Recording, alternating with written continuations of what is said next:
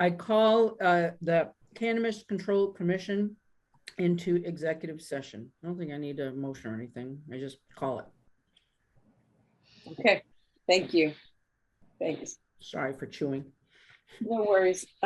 So thanks for making this extra time for this meeting. If you remember from the last meeting, we only had like 3 issues that we didn't go over in that track changes, which basically included what I had learned from the one-on-one conversations I had with most of you. So I want to look at those together and then go through some of the items that we went through at our last meeting that changed a lot. So that's what's on the discussion items. Are you able with the Zoom to look at the documents on your screens, or do you have them printed out, or is it best for me to share my screen so we're all looking at the same thing together? Any preferences? I think sharing your screen will be helpful. Okay, all right, that's what I'm going to do. So I'm going to take us I'm going to start with the structural mechanisms for joint commissioner and staff work. And you'll see that. Let's see. Yeah. All right, are you seeing that? Yes. Okay. All right, so I got it. Okay, so we'll just walk through this the way we did at our last meeting. So you can see in that first one, there was a suggestion to add commissioner priority. So it said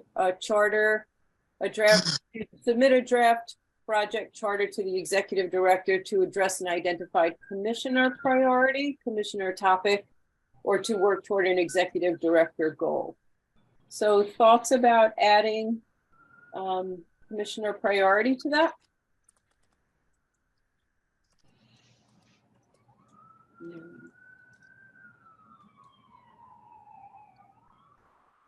Now I'm not.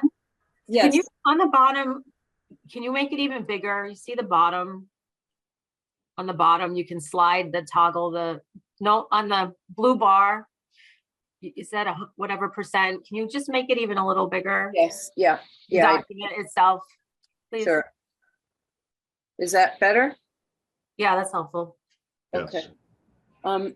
Now I can't see everyone while I'm sharing my document. Let's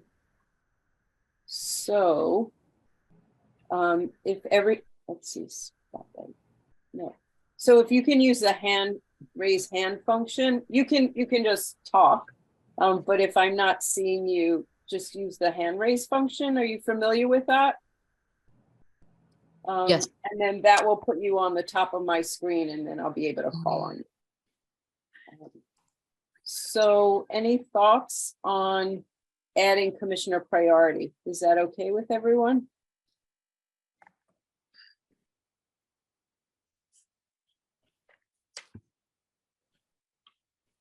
Susan, can I just ask you, the materials you emailed out on the 17th, I don't see that in the 4 attachments, what you're looking at now. Yeah, so this is the latest version of the draft charter.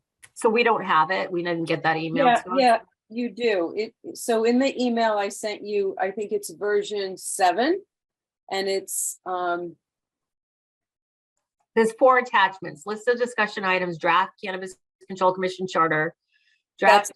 So that second one is the one that I opened, but I have it on page 8. Oh, okay. Okay. Thank you. Sure.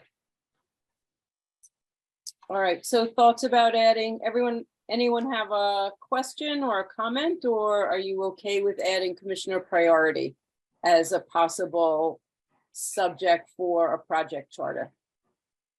I'm trying to remember what the issue was. Can you remind me? Yeah, so it's just that originally it said to address a commission topic or to work toward an executive director goal. And it didn't say that a commissioner priority could also be the subject of a of a work group. So one of the comments that I got from one of you was Yeah. that. Yeah, I don't have a problem with that because we, myself, that's the external working group that we all refer to was a commissioner priority, so to speak. So, and some of you may have priorities that you need to reach out to external groups. So I think we can all benefit from that, to have that there. I agree. And I agree with it, and just, I think, so we're all aware, and, you know, there's still clarity that the project charter has to be signed off on by the executive director. Mhm. But I Okay. agree with adding that language. Sean, do you have, is Sean there? I can't see Sean. Sean, do you have any comment on this? No, I think to Commissioner Stebbins' point, if it's in concert with the other language, it's in this section about if a charter is not appropriate or possible, that we can find alternatives. So those two things together for me make it fine.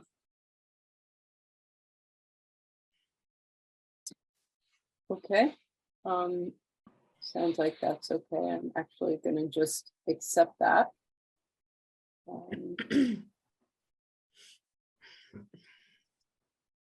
Okay, You enjoyed turning it from blue to black, Susan? Is that a satisfactory? I change do, for you? I do. I figured that. I just want to acknowledge it and honor it. And also because you can see it, right? So like you're seeing the final, the next version even as we speak. I'm getting warm inside. Thank you. And we get to talk about Romanettes again. So that's good. I'm so glad that you like those. It warms my heart for sure. It did come up in a conversation with Sean when we were doing our agenda, so I was very proud to know what that was. I still use it in a sentence at some point in time. Awesome, awesome. Okay, so then we can just drop down to number 5, unless anyone has anything on 2, 3, or 4. Maybe just take a minute to look at that.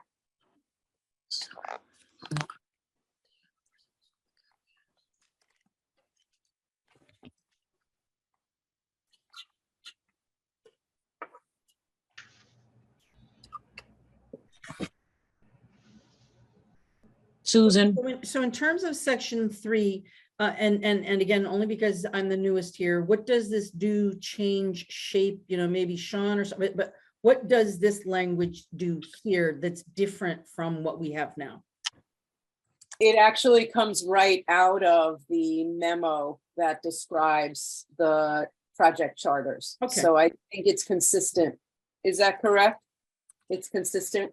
Yes, Sean shaking his head, yes. Yes. Okay. Yep. Okay.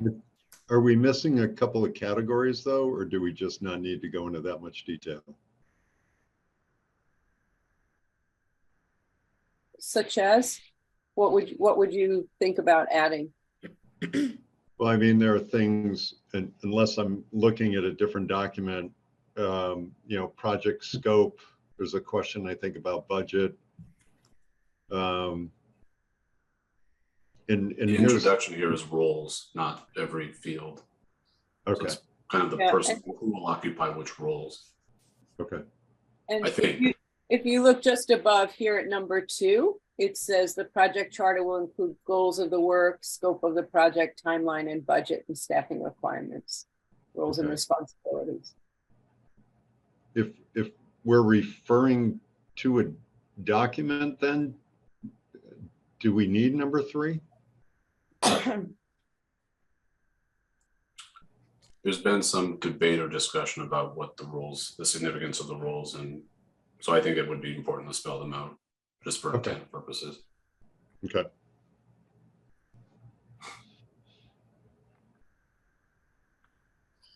All right. I have a question.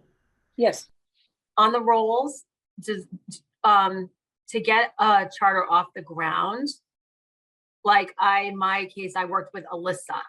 Is there someone designated at the commission to help a commissioner get a charter off the ground for that?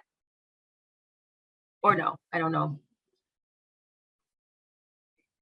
Sean, can you help us with that? Yeah, honestly, I think commissioners can do it themselves. You have the support of Kate.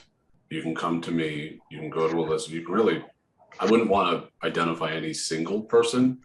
I'd also be hesitant to identify specific roles. It's really, I don't know if we'll ever anticipate all the different avenues into a project charter necessarily. So, but I think some commissioners have navigated it on their own. Others have gone through their admin and said, I have an idea who should I talk to? And obviously she can triage it. Some have originated with me, which is, let's brainstorm. And then it turns into, we should probably put a charter to this. So on the intranet, it falls under the finance and administration world. So obviously that falls under Alyssa's purview directly.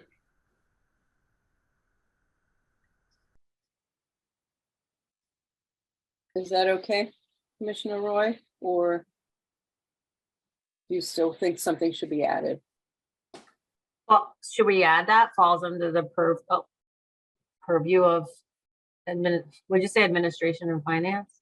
That's the tab it's under on our intranet.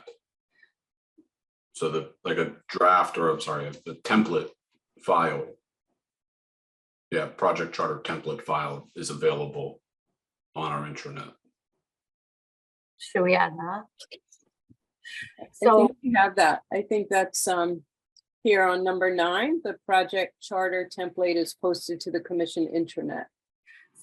So Sean, do you not require like pre-notice or like, so in other words, the paperwork could just show up on your desk one day? Would you like some initial notice somewhere baked in here? I would love for things just not to surprise me on my desk. That would be wonderful. I would say that's incumbent upon us to talk about, as whether it be our regular check-ins, or I think if we put a notice requirement, that's just we're adding layers to a process. We're prescribing a process pretty aggressively. Yeah, my preference would be that it not be a surprise, but I guess I wouldn't know how to articulate that.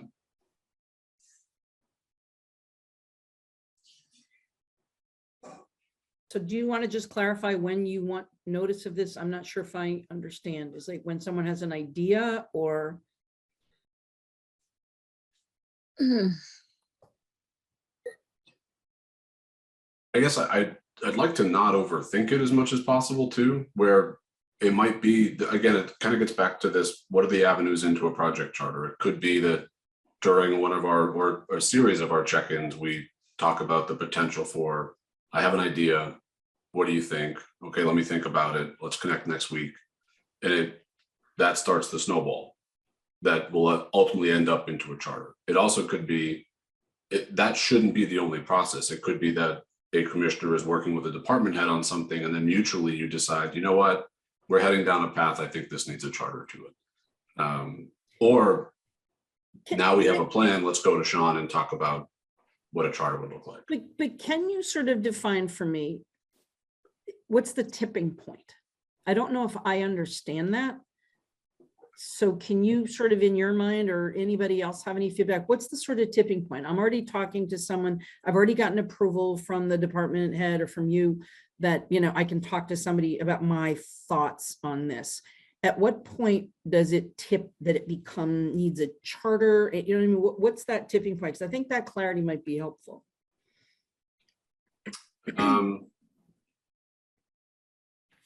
I think anytime there's going to be staff assigned to a project, and I think I don't want to overanalyze that too much. What is a project?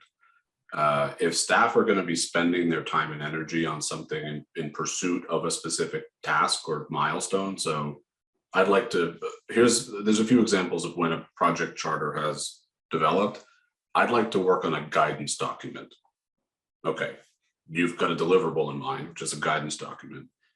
You can't do it by yourself. You need to access some form of staff, whether it be someone from legal, someone from policy, someone from comms, someone from research.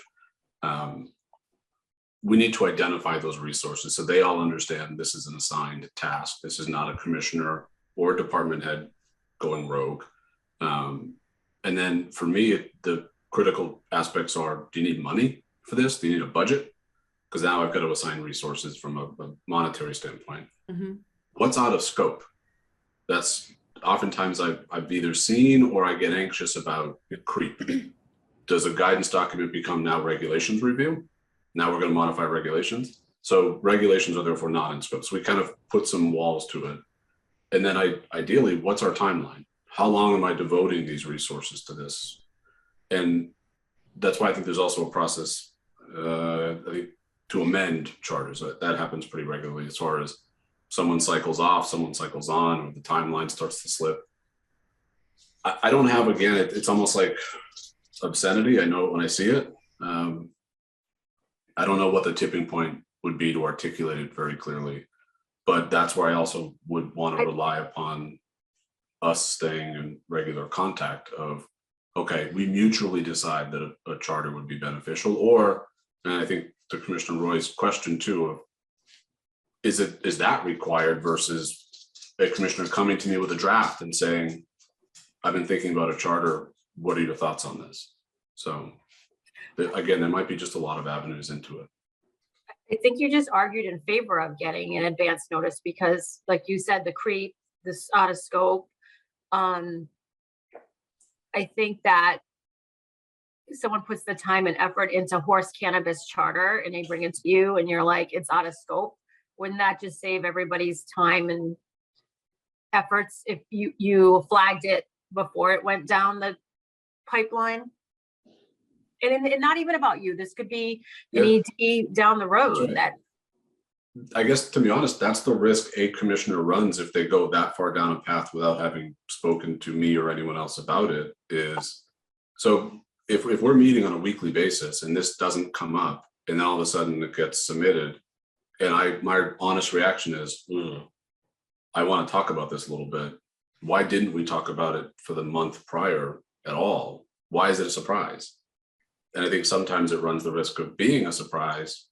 So I guess that my confidence or my trust would be in that regular communication. But I hear you. I think it's fair that I don't want to waste anyone's time either. But it also puts, frankly, pressure on me to approve it if I know that much time has been devoted. Right. So that could be a tactic too. How about concept approval? No. Should we put a charter to the concept approval? I don't know. I'm just, I mean, the other thing is just a notification. Do you want to put, Commissioner Roy, would you be more comfortable if there was something in there that said something like early in development, commissioners will discuss work project or project charter ideas with the executive director, something like that? I think that makes sense. I mean, what do my peers think? I mean, I think it makes sense. That gives Sean or whoever, like a heads up, and I don't know. I would agree with Commissioner Roy, your point of, let's save everybody some time. And again, it gets back to, the working relationship. I know we all have with the executive director, but right, we're thinking of the big bad group of commissioners that follow with us, that somehow we bake this in, that there's, a notification or an update before a project charter is started. But I'd be comfortable, Susan, at least for me, with some language to that effect. Sean, are you okay with that? Yeah, I'm thinking through what because I don't want to position commissioners or place a burden on commissioners that I or someone else can someday kind of wave back and say, oh, you didn't follow process. Mhm. So I think as much as it can be like a spiritual desire to provide as much notice in advance, but also respect that sometimes the draft charter is going to be the conversation starter itself of, Sean, I have this idea, just to mess around with it. I pulled the charter template off the intranet. I've identified these staffing needs, I think, because I think looking at 4, you may propose individual staff or you may propose staffing needs. So I think I need someone from research. I think I need someone from legal. Is there anyone else I should be thinking about? To be honest, the draft charter itself could be the genesis for that conversation too. And I wouldn't want to say, oh, you didn't give me advance notice. So, and again, might be me, it could be someone else down the road as well. So I think if we can capture intent, if we can capture some preference, but I just wouldn't want to limit it to,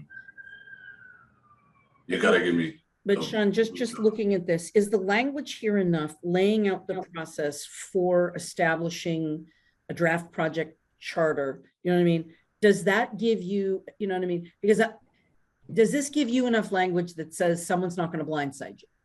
Someone might have an idea, might be kind of talking, maybe not sure, maybe just trying to get some feedback before they go through this. I think the tipping point, it sounds to me, and I just want to make sure I'm reflecting your thinking, it's when you actually need to, I want this person, I want that person, I want that person. Because even if you don't intend to create a full-blown project that actually has a goal, it could just be, Sean, can I talk to these people because I want to think about whether or not this is worth deploying resources. So what if any language, or do you think that this language is adequate? I'm just trying to make sure that we have a meeting of the minds with you, this language works for you, and that we're not saying, well, someone's just sort of noodling an idea and maybe wants to talk to some people. You know, for instance, me, you know, talking to a couple of the people in, you know, talking to Cedric and Celia, like, what's your thoughts about 1 and 2? You know what I mean? 1 and 2 drivers. And I may not want a whole project, and I may want to, I just want to get their opinion on something to determine whether or not I'm not being crazy. Do you know what I mean? I don't know. Yeah, and I'm hopeful that other sections of this charter facilitate that engagement, that it wouldn't, and then if that engagement starts to evolve, I guess we can think about those things taken in concert now. This charter gives you direct access as commissioners to department heads, where you can then go to them and say, all right, this is on my mind. What do you guys think? And they can give you that feedback. They don't need to come through me, as long as someone eventually gives me the heads up that, and it could be you as a commissioner, it could be them as the department head, or it could be both. I don't need to micromanage to that degree. If, however, it turns into, you know what, I'd love to actually pull in a conversation. Let's spend some time. It's clear to me that guidance is necessary here. I would hope in that moment, either the chief or the director or the commissioner says, can we start to maybe put some work in on a charter? Let me go grab the template. Let's see if we can fill it out. We'll bring it to Sean for his consideration. At that point, any one of those 3 people could give me the heads up that says, heads up, this is coming. Or I think we meet regularly enough that it should come up organically in conversation. I just don't want to, and I realize I'm kind of negotiating against myself here, but I want to make sure this is mindful of how we operate in the real world as well. So I think what I hear you saying, Sean, is that you don't want to create a formal notification, because then if that notification isn't documented, then someone can say you didn't do that, and so therefore, etc. So how about if we use language, really soft language, which I think gets to Commissioner Roy and Commissioner Stebbins' concern, something like, it is expected that there will be a discussion between a commissioner and the executive director early in the conceptual phase of a potential project. Is that okay? Because then there's no gotcha there. But I think it makes people feel like I'm not just giving you a charter that there's been some, it sounds like that's really what's operationalized. That the expectation is this is gonna come up in a weekly meeting that you have. That I like seems it. fair. Yep, And is Bruce's point in there around the approval piece as well? Did we talk about Yeah, I that? think that comes down. Yeah, later. that is, it says, we'll get to that, number 6. So number 5 is a project charter is submitted directly to the executive director for review. Comments or questions about that? I have a question on 4. Yes, The draft project charter may propose team members or identify staffing. I think we need to add budget needs. okay.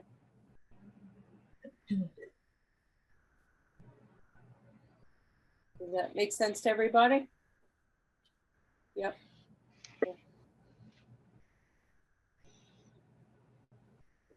I'm just, yes, I think the budget piece, but I wonder if it's needs, again, this is just words, but needs versus like,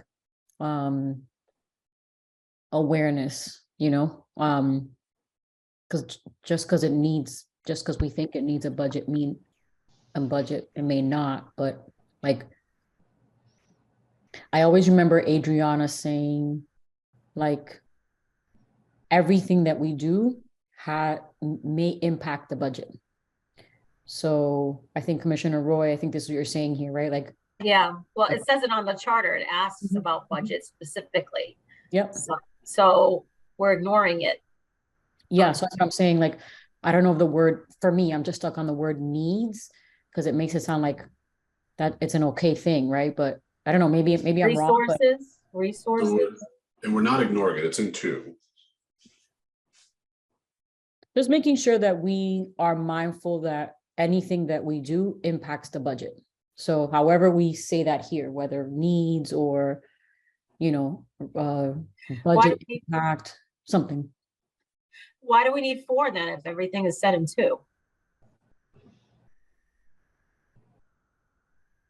I think what we were trying to get at here is really that a draft charter can say, these are the 4 team members, or it can say, this is the staffing that I need, and can you help me with it? Because this is a draft, right? I mean, in some ways, maybe it isn't necessary, because Yeah. you would be Saying speaking the with same.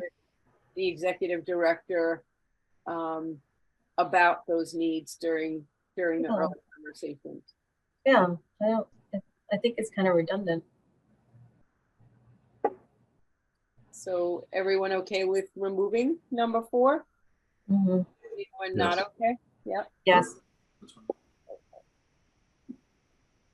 There you go. A project charter is submitted directly to the executive director for review. not through the EA. I think it matters. Okay. I don't know about, so the only thing that I want to flag here is if there's a member of the team that originates from one of the direct reports. Like, I don't know if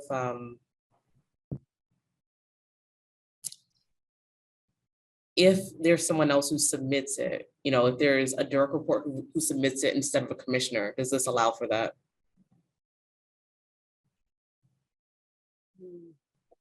It does say up here, number 1, a commissioner or commission staff member.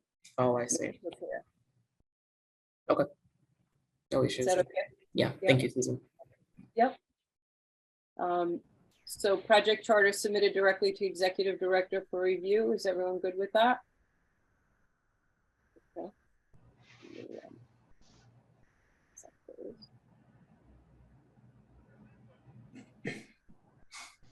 All right. This one, let me read this one out because this is a proposed change. A project charter is approved by the executive director. Approval of a project charter that includes commissioner participation is approved by the executive director in consultation with the chair. Thoughts about that?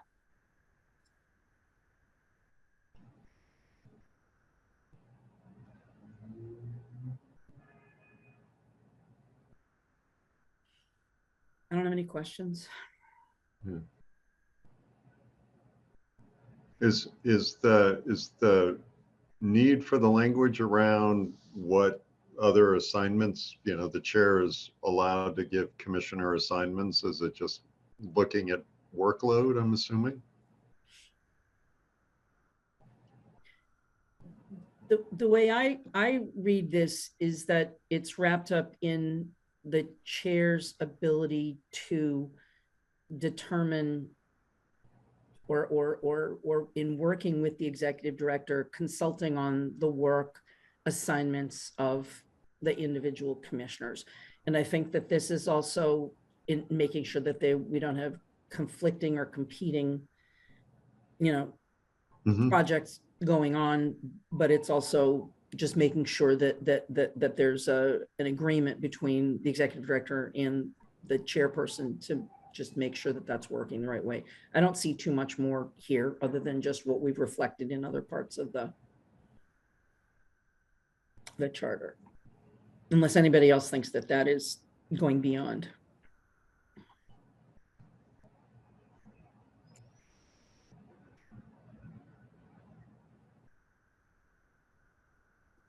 Anyone have a concern about that?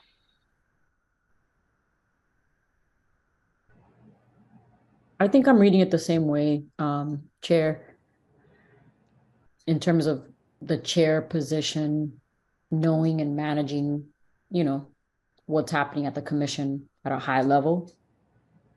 So Sean, do you have any questions or concerns about that? Nope, I see it the same way. Okay. Anyone not okay with that?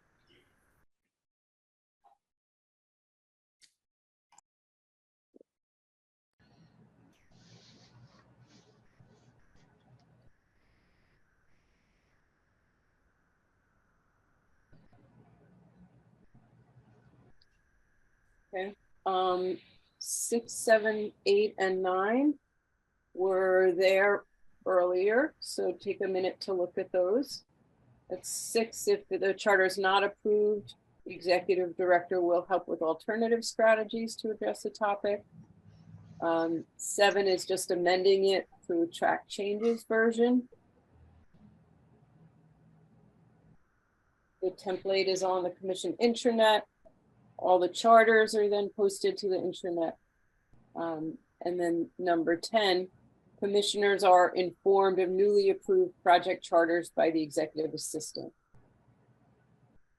So can we just sort of talk about that number 10 and what that means or what is meant by that? I mean, I agree with it, but I guess I want to just understand, is this just to make sure that so that there's clarity about what is and is not approved, that other commissioners know what's going on, and is it executive assistant or executive assistants? Because this is also, there are 2 executive assistants and sometimes I get left out of things. So I would like that S to be added to make sure that, you know what I mean? Sometimes I don't always get the same communication, so. I have a- Commissioner Roy, did you? Yes, I have a question on 7 as it relates to 6. So, Okay. so in 7, we all agreed approval of a project charter that includes commissioner participation is approved by the executive director in consultation with the chair. So if it's denied, should the alternative also be the executive director in consultation with the chair will work with the sponsor to develop alternative strategies if you're using that mindset? And along workloads and. I don't necessarily disagree with that because I see the chair not only working with the executive director, but also in essence representing the other commissioners in terms of equity, you know what I mean? I think that might not be a bad thing for the commissioners to add Right. there. Sean, I'd like your pushback, if any, on that, but I don't think that that's a a bad idea, and I'd like you to tell me why it is. I don't think it's a bad idea. The only thing I would want to be sensitive to here, but I don't know if I want to call too much attention to it, is, let's say there's a charter with 2 commissioners that are proposed. How do you manage around the open meeting law if there's potential? Let's say, for instance, again, it's a guidance document. 2 commissioners are interested. The answer is we really don't have the bandwidth for that right now. Bringing the chair into that could constitute an open meeting law issue. You may want to just call it out as we know it exists, we will comply with it at all times. Like, in other words, that allowance for, and I might be making an issue out of something that's not there. But this, I think, is actually, why it's important for the chair and the executive director to talk about this in the event that there might be a conflict.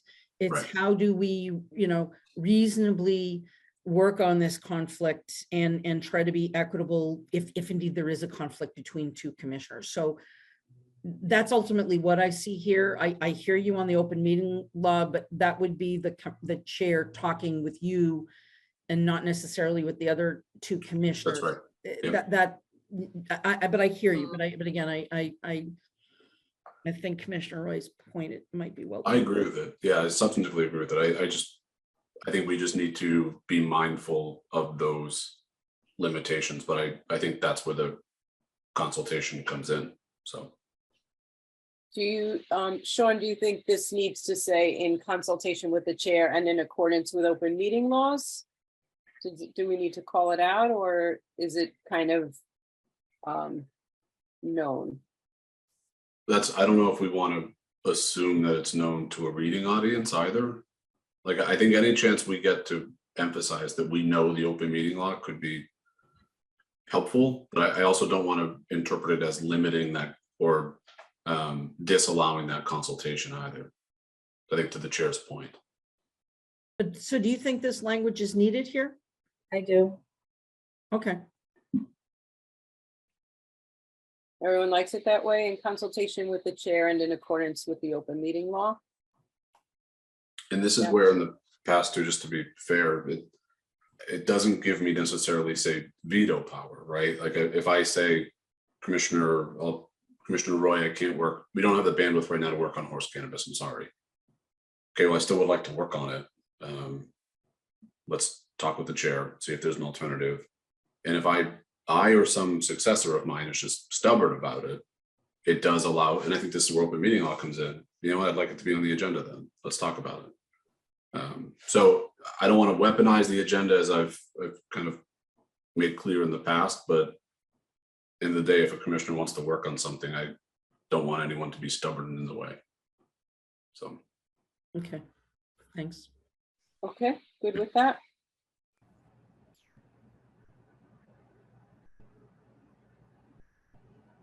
All right. Anything else on 7, 8, or 9? And then 10 is newly approved project charters will be commissioners are informed by the executive assistant. And I think that was really just so that everybody, you don't have to keep checking the intranet to see if there's a new charter posted, but rather that you are actively informed. Do we need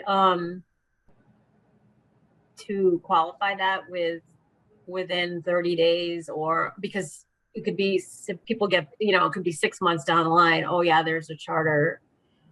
In a timely manner? Yes. What is the best method of, I guess, while I have a captive audience, is there an alternative that would be more conducive to ensuring commissioners are informed? Not to throw too much on your plate, but if you sign off on them, you're kind of the first one who knows they've been approved. Would you mind making that notification?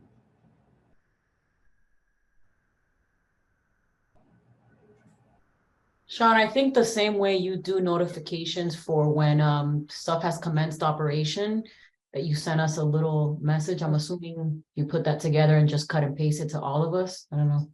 Those are all uniquely typed out. I'm no, that's actually, that might be, it's a good habit. And I think Commissioner Camargo, your point is that translates really simply. Because if I get the commence operations paperwork, it then prompts me to notify commissioners. And then that might, if there's enough of a connection or correlation between that going back and it getting posted on the intranet, that's going to be a signal to commissioners that here, there's now going to be an updated charter on the internet in a timely way. So by the executive director. Yeah. I just had a question because Sean, I know you talked about a lot of project charters that don't include commissioners. Mhm. And so do you want this informing the commissioners of newly approved project charters for all charters? Or for those that include commissioners on them? I would say all. All of them, okay. All right, so does this work for everyone? Commissioners are informed? I would agree with that. I think that that's a good idea. And I think it just also keeps us, you know what I mean? Because we are sometimes limited and we, you know, we're limited in terms of this sort of communications. I think that that's a great idea. Quick question, and I think we might have included this, but I apologize if we've already talked about it. This also includes internal staff working groups, right? Like for our notification purposes. That's what that's what we just agreed to. Yep. Okay. Thank you. Okay, I thought I had missed something. As long as it arises to a charter, right? I mean, that has a charter with a goal. I mean, that's what you're talking about, right, Sean? Right. If there's a charter put together, period, commissioners need to know about it, as far as I'm concerned. Okay, anything else on the chart, this section? I'm gonna add another point that I will flesh out on my own. Early on, commissioners will initiate discussions with the executive director at the concept level. Anything else on this section? Nope. Okay. The next one then is legislative and executive branch. We've been over this a number of times. This is just a proposal to just add commissioners may discuss and approve by an affirmative vote of 3 commissioners, just to make that clear. And there was 1 or 2 places where it doesn't spell that out, and I wanted to know if you want to spell that out at every point.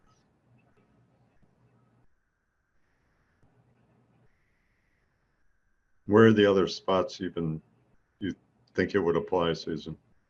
You know, there's just 1 or 2 other places that it says the commissioners will vote on something or approve something without adding this clause. I mean, there is a place very early on in the background section. It says votes, decisions and approvals are made by an affirmative vote of 3 commissioners. And then this adds it at each point. I have no problem with it. I certainly think it's important here, just for clarity. Okay. Others have other thoughts or agree? Disagree? I think it's good. Okay.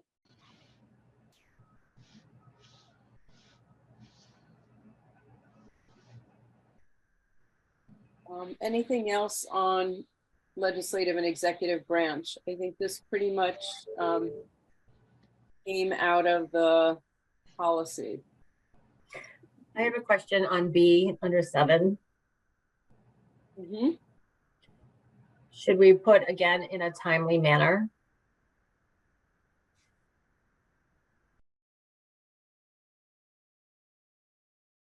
Define timely. I get a little nervous.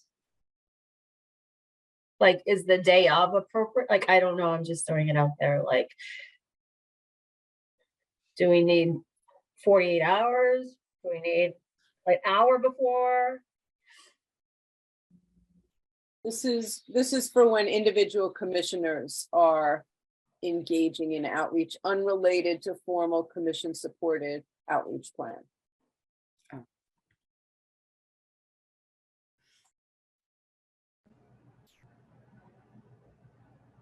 Sean, would you like to give us your thoughts on that? I think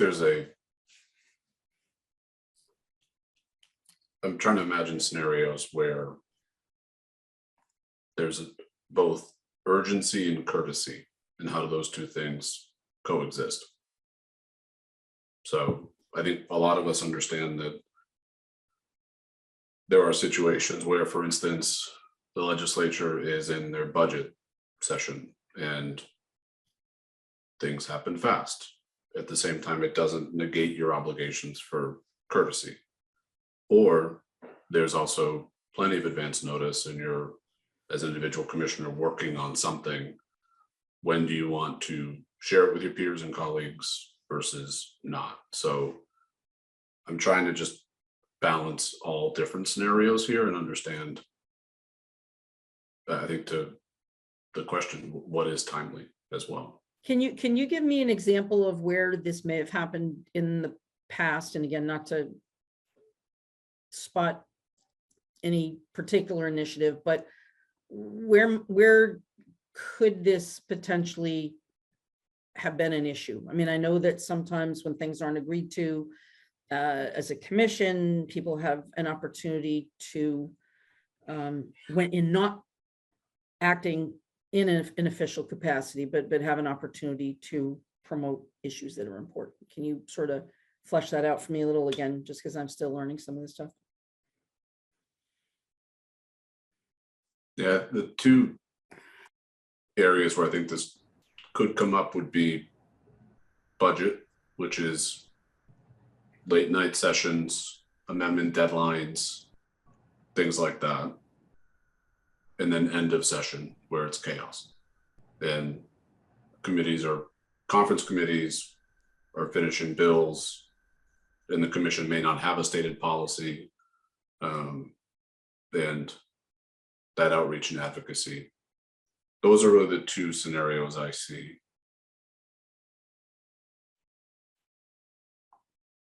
And so again, in that scenario, what is timely?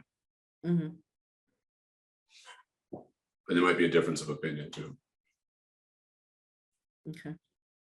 So what do you think, Commissioner Roy?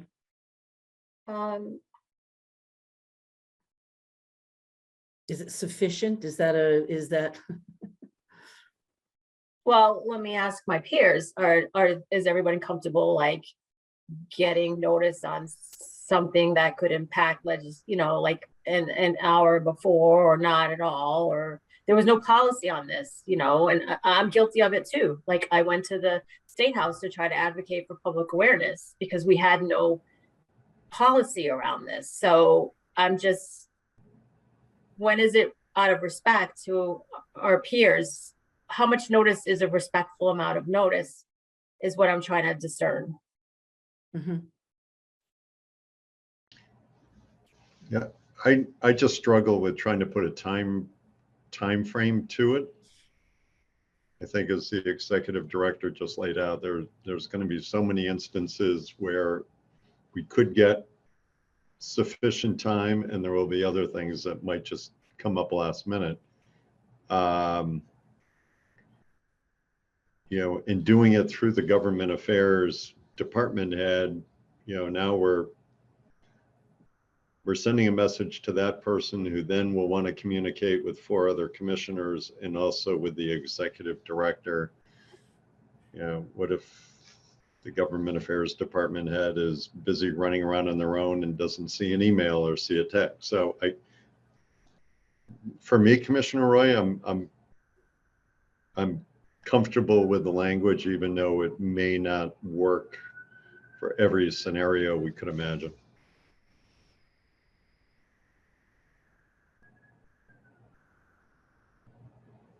I guess the key is advance. The key word is advance. Mm-hmm.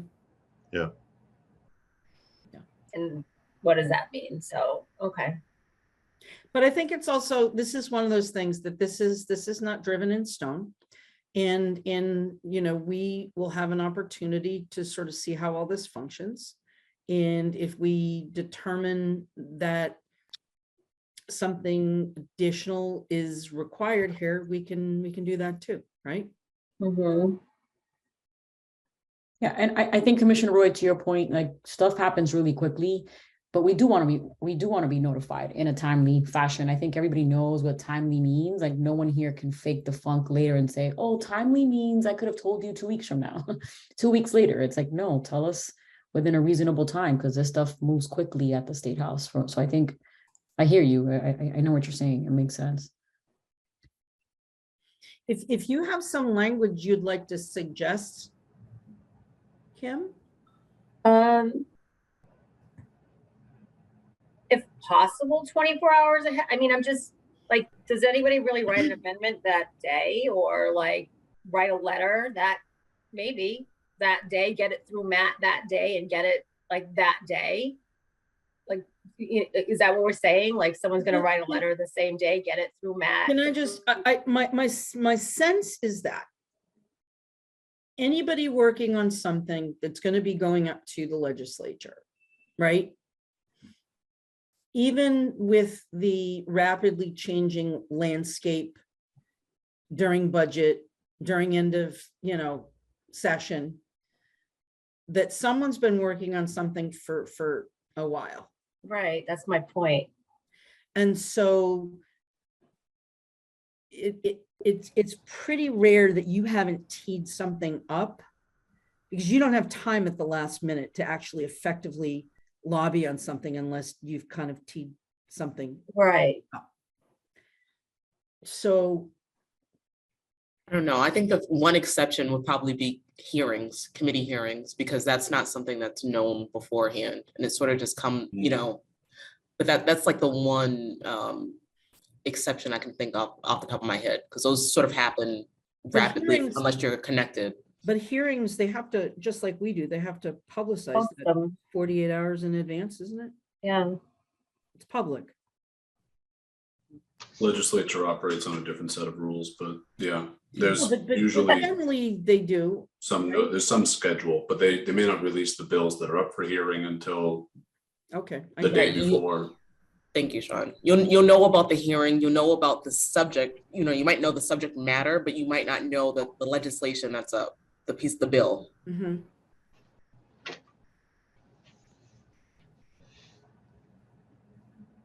So How about this? How about this? Provide as much advance notice as possible. Does that keep it vague enough?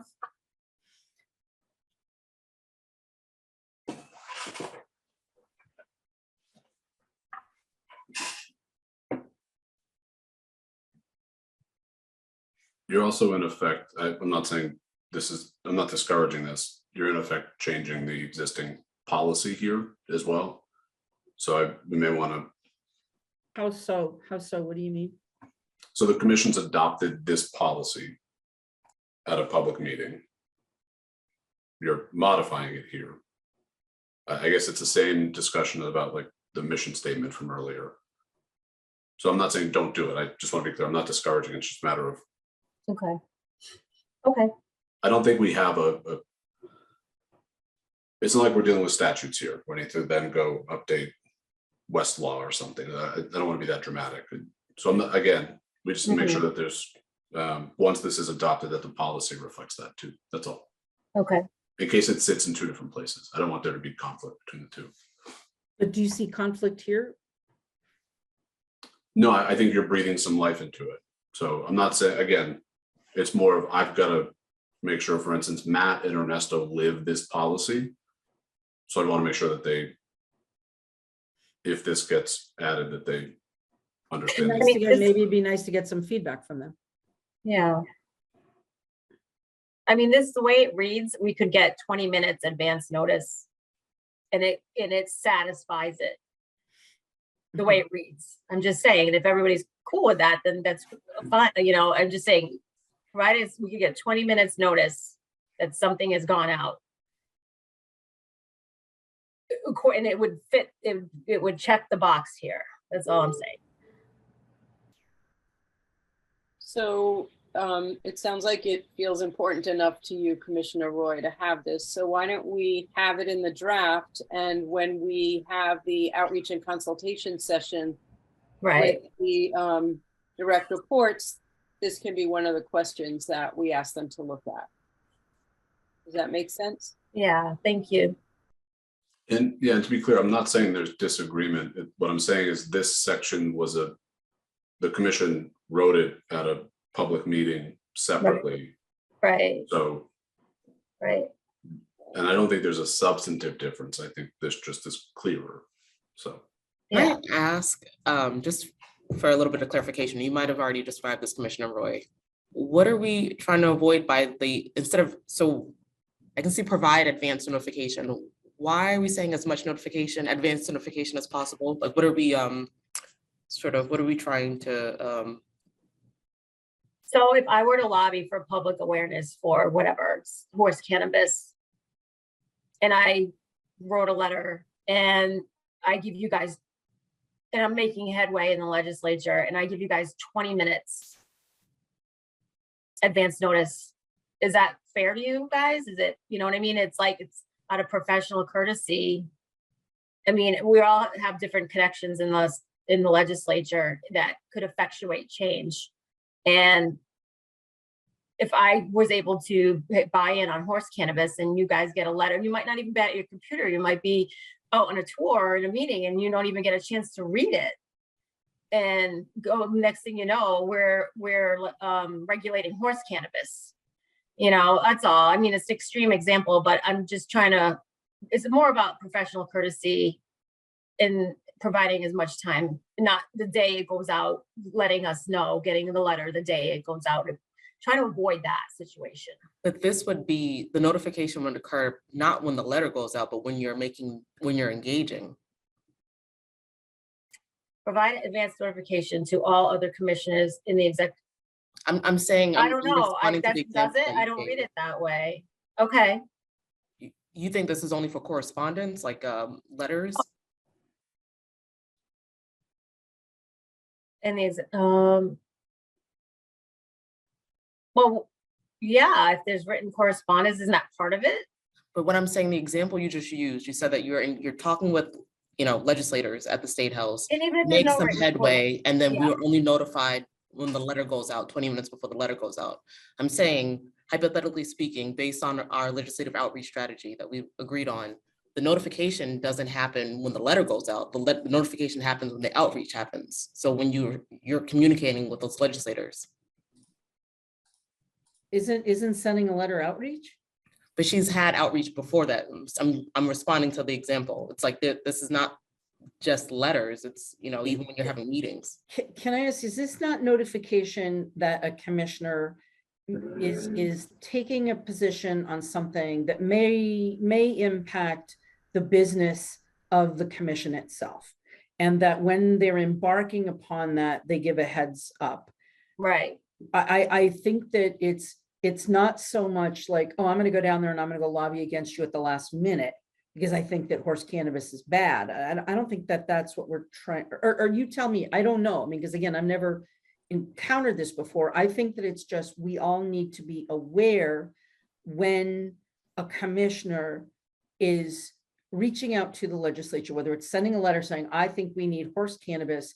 And then I'm not I don't disagree with you. I don't think Yeah. you're understanding what I'm saying. I okay, agree I with might you. not be understanding what you're saying. We might be really agreeing. No. Maybe I kind of zeroed in a little bit more on Commissioner Roy's example that she gave. I'm saying that breakdown is not accurate. The notification is not triggered by a letter because there are communications that happen before that. The notification triggers with the communication when there's a meeting, when we're having meetings, when we're having those discussions. So I'm saying like that example was not an accurate interpretation of how this is supposed to, is how, with the meaning and the purpose and intentions behind this were. Does that make sense? So do you say, Commissioner Constantino, can you perhaps say a little bit of how you see it's working, how the current policy is working, and what this proposal would change about that in your mind? It's not, so my only concern is the if we provide advanced notification versus provide as much advanced notification as possible. I just, maybe it's, I don't know. I'm thinking it through in my mind right now. I guess I was trying to, a little bit curious about what the issue was with the advanced notification that we have now. What the problem is, what the Yeah. concern.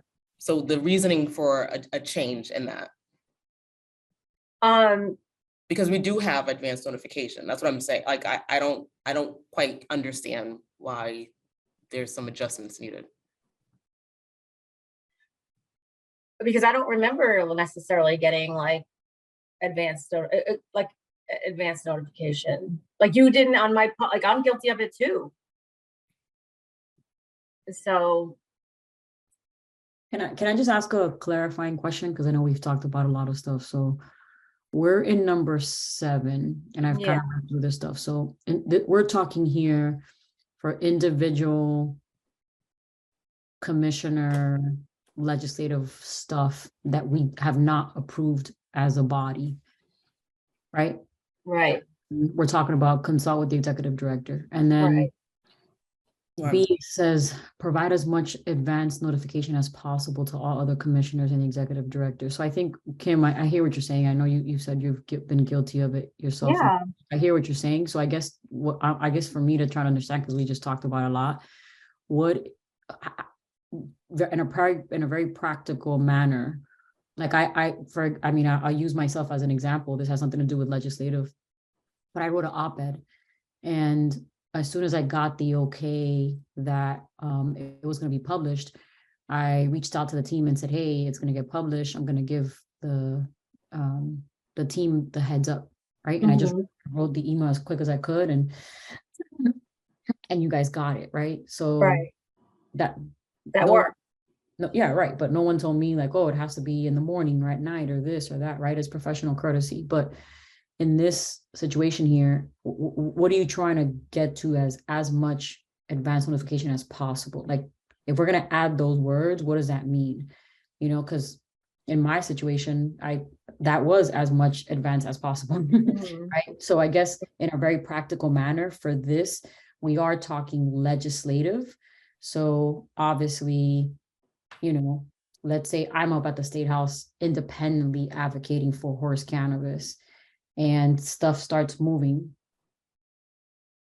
right? And then it moves. It moves. I went to the restroom. There was a vote. It just moves, right? So I guess explain to me a little bit of like that as much as possible, because I feel like it's already. I feel like it's in here. I feel like we know. Without it, provide advance notification to all other commissioners and executive director. Like, I think it's all. Can I just respond? Because I think once you're up at the State House and you're advocating for it, that we should have notification before then. It's not when the vote is taken. It's when you're taking a position that may or may not be in sync with what the commission has voted on. That's what I'm saying, is that you don't just walk into the State House and start lobbying on something. I think, Chairwoman, but my point is, that's how advanced notification is currently how we're operating. Yeah. Underneath our policy. So going through the executive director and Matt in government affairs, all commissioners, at least if you're following the guidelines that we've agreed on, they're giving advance notice before something happens. So can I it's just so I understand, because I think we're saying the same thing, but I'm not sure. Because I think that we're dealing with. I think what I'm asking is, what's the purpose of this additional language, knowing that advanced notification is already happening? The letter that was very on suitability, we got the day it went out. Commissioner, with all due respect, I mentioned that letter before I drafted it in a meeting with you. When we were meeting with members of the conference committee. You mentioned it, or we saw it? I spoke, I didn't draft it yet. So I told you that it was in the works. I personally notified you of that. And then there was an advanced notification before it went out. Read the letter? Yeah. Before anyone outside of the commission received any sort of information. Had said it was going out that day. I think in terms of just language, I'm afraid that the as much as possible is almost less strong than without it, because Okay. someone could say it wasn't possible. Sorry, it wasn't possible. And this kind of gives it may give a way out. Just as a reader. So the advanced notification, that's about the actual language or advanced notification That's what of I'm trying to something figure out. happening? What is notification? That's what I'm trying to understand. I don't understand. I guess it's an advanced notification. So it's individual commissioners may engage in legislative and or executive branch outreach unrelated to a formal commission-supported outreach plan. And when doing so will provide advance notification. So what's your understanding? Is that advance notification of meetings, advance notification of documents? So in that example, I believe you were notified a week prior. No, I guess what notification means, like the notification that it's gonna happen or what the contents are. I guess is, I don't. Can I ask to what understand. end? To what end? You know, understanding our public meeting laws, understanding all of that, to what, like, so I guess that's where there's like a little disconnect. What is the purpose? Yeah. Because it like it could impact legislation. What's in the contents of whatever we're sending out can impact legislation. So that's to have not just the notification that's going out, but what's in it. I don't know. That's what I'm asking. So let's just all take a breath. So it sounds like there's in the example that you're using, there was notification that there was going to be a letter, and then the letter was shared. Mhm. And Commissioner Roy, I'm wondering if you're thinking that you want to have some consultation on the letter. Like, that's what I'm trying to understand. Well, Is it that- no, I don't. I mean, No. just no. That's not fair to another commissioner to edit their letter. That's not what I'm trying to do. But just to, I don't know, is the day it's going out, maybe it's the right answer. Maybe that's okay. The day a letter is going out we're okay to get it a couple hours before. And if that's okay, then that's the answer. That's the advance notice. It's fine. I think, yeah, Commissioner Roy, I think, because I know, I understand both of the examples that you commissioners are using, and I appreciate like the transparency and honesty. Because this stuff is like, this is what gets under our skin, and then it gets us, you know, in certain places, right? But Ava asked, Commissioner Concepcion asked, to what end, right? Which I understand what you're saying. And then Commissioner Roy, you're asking, hey, I just want advance notice on this because I want to know, right? We all want to know. None of us like surprises. You know, we had a big surprise this year, and we don't like surprises. So Commissioner Roy, I guess my question for you is, when it's an independent commission, it's an independent person. So I'm going up, I'm taking up an issue independently on my own. I've given Sean the heads up. I've given, you know, government affairs a heads up. I've wrote a letter. It came to you all 3 days ago, for example. And then, you know, on the fourth day, I'm up at the State House, you know, walking the hallways. And all of this, you all know, but the reality of it is too, is that the I'm not going to call it a loophole, but the beauty of us being able to advocate independently does give us a little bit of breathing room. We're being cordial and respectful to each other because we actually all like each other. And I think that we've given each other some kind of notice, and we've been surprised. So we've learned from like, hey, not being surprised. But, you know, if you know, Kim, because you're asking the question, like if you said, you know, if I got a letter, you went through the whole process for Cannabis. Okay, cool. I already know you wrote the letter. I already know you went through the perfect channels. I may not know that you're up at the State House. Do you have to tell all your commissioners that you're up at the State House? Probably not, because you kind of already told us about, you know, the letter, what you're doing. I'm assuming. But do you know what I'm asking for with horse cannabis? Well, let's say, let's just say in the process, you've already sent us a letter, so you've given Sean the heads up, you've given government affairs a heads up, you wrote the letter, you sent the letter. And the next thing you're going to do is you're going to testify and walk the hallways, for example. Like me personally, I assume that if you've written a letter to the legislators, that you're probably also going to go up to the State House and do your thing. That's just me assumption, because we all, like you said, we all kind of come from state government a little bit. So I don't know in what part do we micromanage each other to say, hey, what's your next move, Nudies? Are you going to be at the State House? Are you going to be here? Are you going to be there? Because to what end, right? Like, to what end? Like, that I'm advocating for horse cannabis. I wrote a letter. I've already updated all of you. If I go to X farm in Newton to go talk to horse trainers, you'll see it in the update. So I guess my point is like us needing to be careful that because this section is independent, that we stay a little independent, but still be respectful and follow the process that we've already voted on.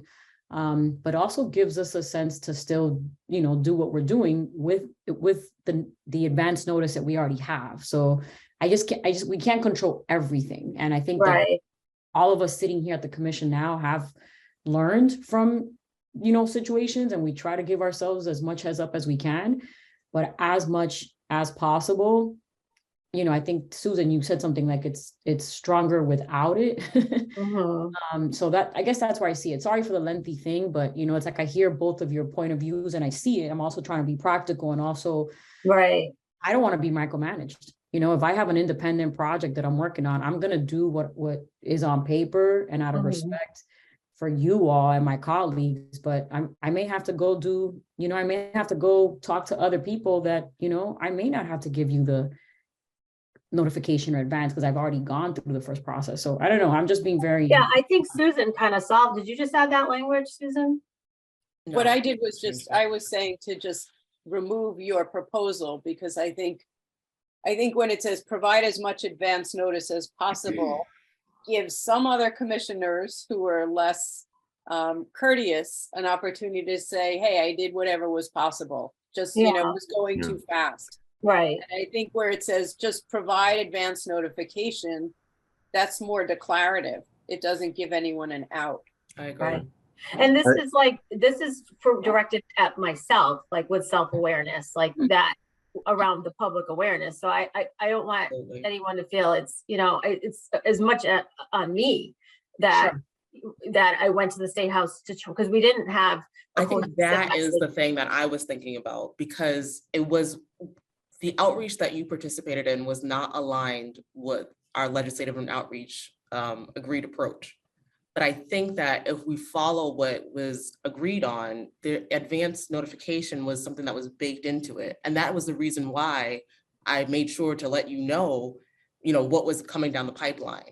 I think the other thing in terms of meetings, and this is for the chairwoman as well, because I know some of this is still a little bit new too as well, is whenever we are going into our monthly meetings, there is a listing of who we've met with and the outreach that the commissioners have participated in. And I do think that's important. But I think that I agree with Susan. I agree with your point in terms of the language here and making it just provide advance notification. But that's why I was asking. I'm like, I don't understand what you were addressing, because I guess in my mind, I thought it was already happening or essentially supposed to happen under the terms that we agreed to. Right.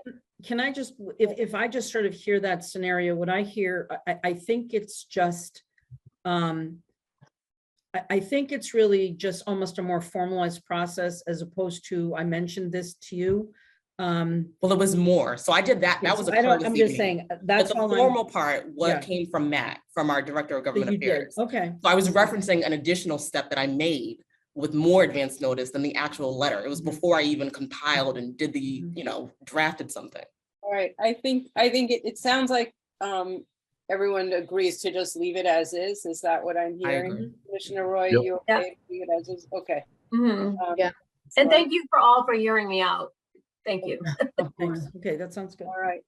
Can I, one of the things, 1:30-ish, we're getting there. Maybe we can get through this segment and take a bio break. Is everyone on board with that? Yep. Anything else on the legislative section? And then we can do a bio break. I think we made it through that. Okay. All right. We'll move to, why don't we take a 5-minute bio break and then we'll go to external communications, which is the last section that we have to do today. So we're in good shape. I have the longest trip. Let's make it at How much time do you need? 7 minutes. All right, so at 25:00? Yes. Okay, see you.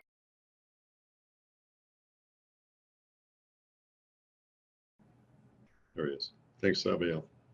Okay, thank you.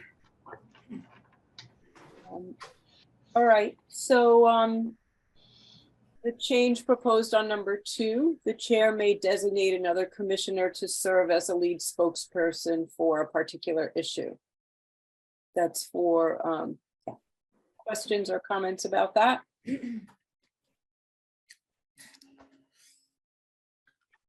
It's okay? Yep.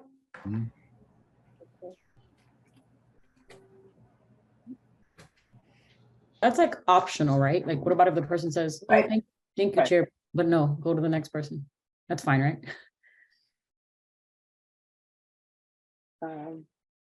Chair O'Brien? Yep. Sorry, I just stepped away to grab some. Say it again. What's the question? No, I just said, it says the chair may designate another commissioner to serve as a lead spokesperson for the particular issue. But let's say you ask me and then I'm like, well, Chair, thank you, but I don't want to speak to that issue. We could pass it on. Yeah. Oh, yeah. I mean, Okay. yeah, this is no indenture. This is Okay. say yes or no. Yeah. Yeah. Just making sure. Okay. Number 5 is a substantive change, so let's talk some about that. In the earlier version, it was that, so essentially following each public meeting, each commissioner will be invited to respond to media questions based on a fair and equitable strategy. The strategy in the first version would be developed in consultation with the communications team and the commissioners, and this proposal is for the strategy to be subject to approval by the commissioners. I'm curious to know what people think about that. I guess my first question, looking at the second sentence, is that an overall strategy or is that a strategy kind of month by month?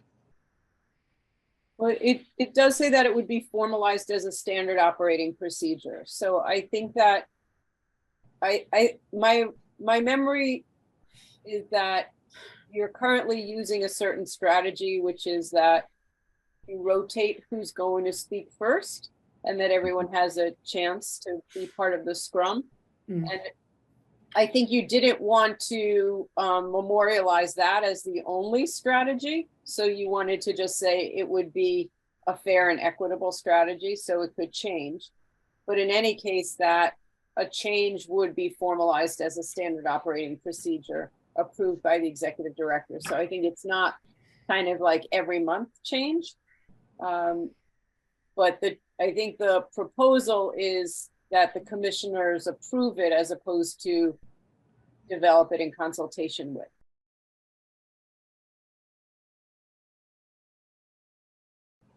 Bruce? Yeah, I would, and I hear you, Chair, I appreciate your comments. I raised the question of,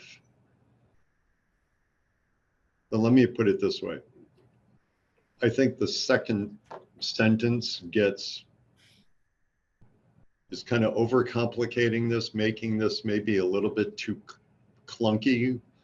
Like we're approving a strategy, which then the executive director has to go and formalize. I think that's, at least right now, and hear me out, I think that's a little case of overthinking it. Mm-hmm.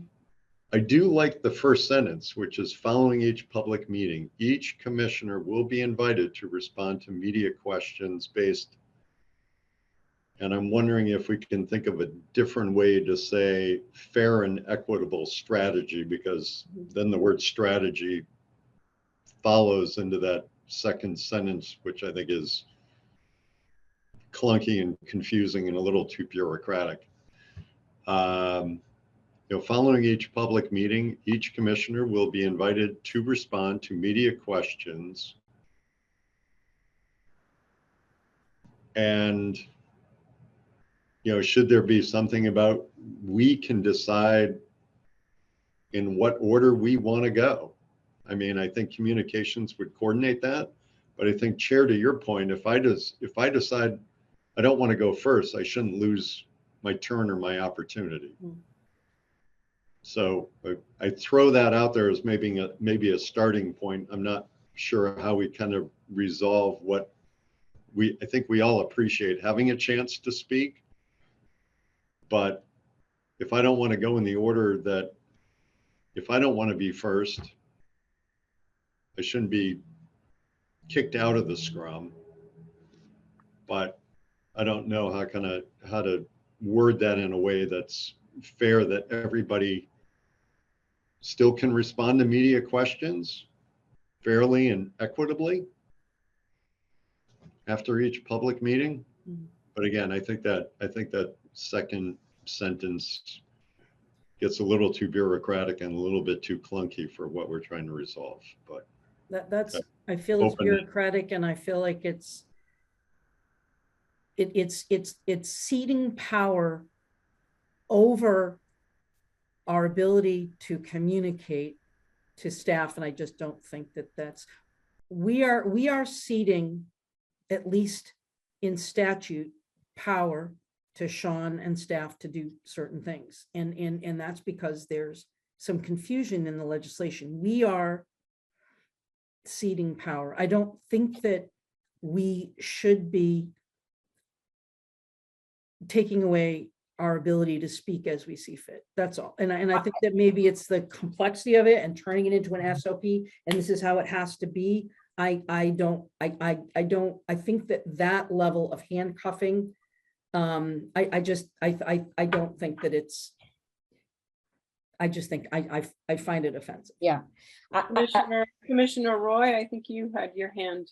Sorry. Did you want to say something?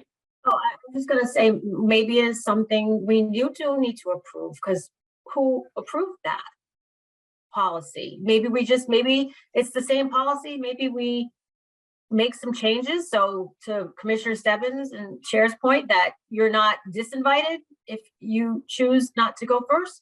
But I think maybe since it impacts us so directly, maybe we should approve it, a policy.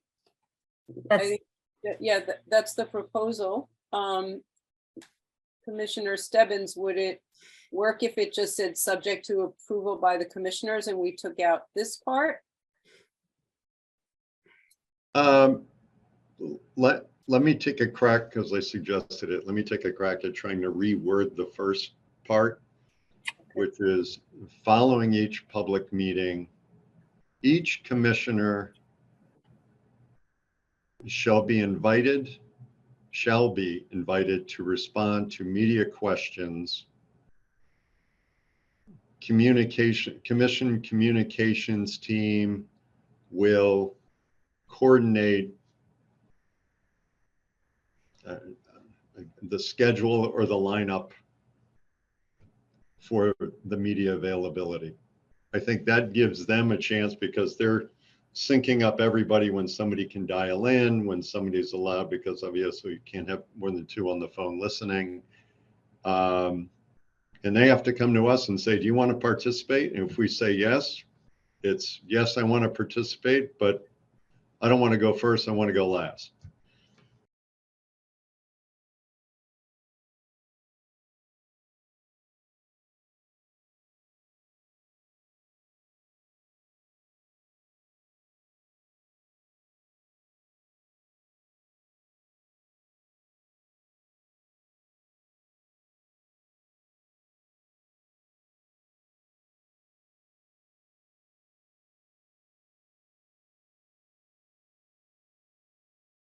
Jump in for a minute, Yeah. because I think the way it's actually worded now essentially says that if you all agree on another strategy, that would become the strategy, right? So there is a strategy. And if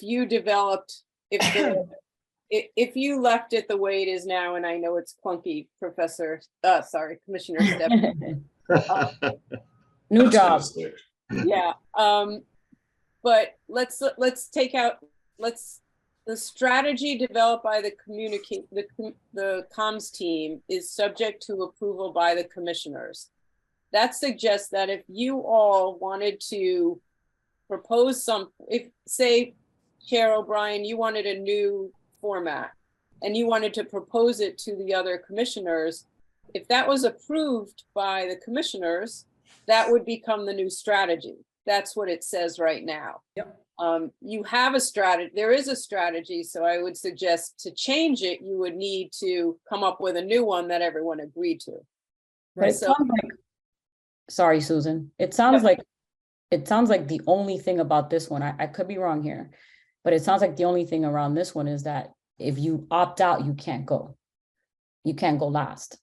So, I mean, we've never talked about it ourselves either, but I think it's something, you know, Chair, that we can talk about. But it sounds to me like, you know, and I prefer not making this an SOP. I prefer leaving this strategy. And that is the thing that probably bothers me, is that if you don't go first, you can't go last. You can't, Sure. you cannot speak. Mhm. And I don't think anybody should be telling us you cannot speak. sure. All So right. we Okay, can, so but that's where I'm saying is that putting let's this just- into an let's just SOP. look let's just look I at, hear you. if we took out the standard operating procedure, and Sean, I think it'd be helpful to hear from you, and left it that it's a fair and equitable strategy. The strategy is developed by the comms team and is subject to approval by the commissioners. What I remember from the earliest discussion about this is that you didn't want to articulate a precise strategy here because you wanted to leave that open. So what this would say is, if you adopted it this way, you might go to the comms team and say, we don't want to continue in the way of someone who doesn't want to go first never gets to talk. So we want you, comms team, to propose to us another strategy that fixes that problem without creating new problems. And then they would develop that, I presume, in consultation with you. And then if it was approved by you, that would be the new way of doing things. The way it's worded also means that if commissioners 10 years from now want a completely different way of doing it, as long as the commissioners approve it, this allows for that. Mhm. So does that make sense? I hear you very strongly, Chair, saying that you want this to be you want it to be subject to approval by the commissioners. I want to retain the power with the commission and Right. not I understand. give it away. I understand. Sean, could you weigh in on this? Yeah, I think reality is that the reason the policy exists the way it does is because commissioners were unable to agree on anything. And that's going to continue here. So the idea that we will go to each individual commissioner and say, which order would you like to be in this month? I would like to go last. Another commissioner says, I too would like to go last. I don't know how two commissioners go last, but that's the policy. And who's going to get beat up and criticized and I guess yelled at is going to be staff, not other commissioners. It's going to be staff. And I think that's what's most frustrating about this at this point is we landed at this because commissioners were unable to agree on something. And now we're being held accountable for it because commissioners still can't agree on something. And that's frustrating. That's incredibly frustrating. And it's going to be left to me to intervene with and work through, which is why we landed, 2 months ago on the policy would be approved by me. Because there was this, but I feel like we've had this debate in this environment already. And we're back doing it because, again, I don't know how two commissioners go last. And that's going to be the continued predicament we find ourselves in. I don't, frankly, I guess personally, I don't really have a lot of stake in this. I'm mindful of the fact that this is going to become, this is a flashpoint. This is going to continue to be a scab that gets picked. And there is no perfect solution. And I don't think it's going to be 10 years from now. I think it's going to be 2 months from now that we're going to have this debate again. So I just have a question. Have you guys, did you look at every option? So in other words, just throwing out there, what if you could only switch with a person in front of you? And if they don't switch, you're in or you're out. Like, have you looked at every option? Like all the different so it goes alphabetical. So the person, you don't want to go first. Well, the person who, I guess, well, they're not in front of you. So I don't know. Have you looked at every scenario that they run all like different possible, as opposed to you're out, like you're out? That's pretty drastic. I just didn't know if every scenario was looked at. I have no idea, to be perfectly honest. Okay. I I mean, just feel again, like it's if- the most drastic scenario. You're out is the most drastic scenario. Does everybody feel like that? Because Commissioner Roy, I hear you saying it, Commissioner O'Brien, does everybody feel like that in terms of the last person? If you're, I mean, I'm sorry, not the last person. If you're not speaking, you're out. Does everybody feel like that should be changed? I mean, my experience has been I've either opted in or I haven't done it at all. I've never asked to be moved somewhere different in the lineup. Same. Yeah, me too. I kind of just take whatever place. Yeah. Yeah. I can see, the other thing I'm just thinking about what happens to that other person that doesn't necessarily want to go first either. And, you know, it adds some complications to things, but I've talked about that before in our other governance meetings about, I understand why we have the policy that we have now. I understand why, you know, it's just, it takes away the confusion and a lot of some contention that can build with staff amongst each other. I remember how this was developed and sort of having those conversations prior to it being put in place. So I guess I understand it because I don't really know another way of doing it that's as fair and equitable and takes away the guesswork. Well, I'm just curious, Commissioner Roy said, what if someone can get someone else to swap with them? Right, so Commissioner Roy's first, she doesn't want to go first. Commissioner Stebbins is fourth, and she says, hey, will you switch with me? And he says, okay, and then like that could be a way of doing it, that it's just the way it is unless there's a trade happens. Mhm. Would that overly complicate things also? Because then that creates pressure among the I think that's commissioners? already, I don't know, I could be wrong again. I think that's already implied. Like, I don't know if any one of us has ever asked, like, hey, I think Commissioner Roy, you had an example, but Yeah, I did. I think And it yours was is like, no, yeah, I couldn't No. switch. I couldn't switch. I was out. got it. You're completely out. Yeah. I think Yeah. the completely out thing is a situation, right? That's the situation. Yeah, I agree. I don't know. To Sean's point, we've been here before. I don't care. There's times that I do want to go first. So I can just get it over and done with and go about my day-to-day business. There's other times that, you know, it's like you just need a break to then go on camera 10, 15 minutes later, right? So it just depends. So I think to me, sorry, go ahead. no, I'm just gonna say, like, I'm at this point, you know, it is what it is, you know, for me. I think the only piece that I will emphasize is anything going forward being fair and equitable. And it's Yeah. like, as long as we can make sure that that's aligned Yeah, with it being Yeah. fair and equitable, then That's right. it's Yeah. fine. So maybe we Right. talk about the policy of not kicking somebody out. So if you don't want to go, then you go last. I think that there's a kind of a grown-up way to ask the question. You know, I mean, some people may not want to go first because they're not prepared. Some people may not want to go first because they have to deal with a child or they have to do something. I mean, I don't think that this is a difficult thing for the staff to go, you're teed up to go first. Are you good with that? Or I don't want to, you know, you're going to go first. And if you don't go first, you're going to go last. And by the way, going last also means that you're less impactful. There are fewer people around. They generally stick around for the person who's first. Mhm. So in essence, by not going first, you're also losing the ability to have basically the broadest microphone. And to me, that's how I saw this, as going first. But I didn't understand. I mean, and if I don't want to talk, I'm just not going to talk. Okay, but so because the conversation is going a little bit in circles, I want to jump in and just say, we don't have to decide on a change to the policy regarding a person not being allowed to speak. But we need to decide here is, do you want a strategy to be subject to approval by the commissioners or created in consultation with the commissioners? That's the first question. And then should it be formalized as a standard operating procedure? I think it sounds like everybody likes the first sentence, that it would be done on a fair and equitable strategy. Should the strategy be developed by the communications team?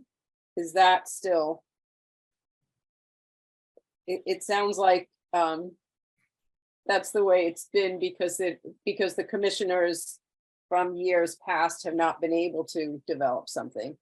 And so I think is it in consultation with the commissioners or subject to approval by?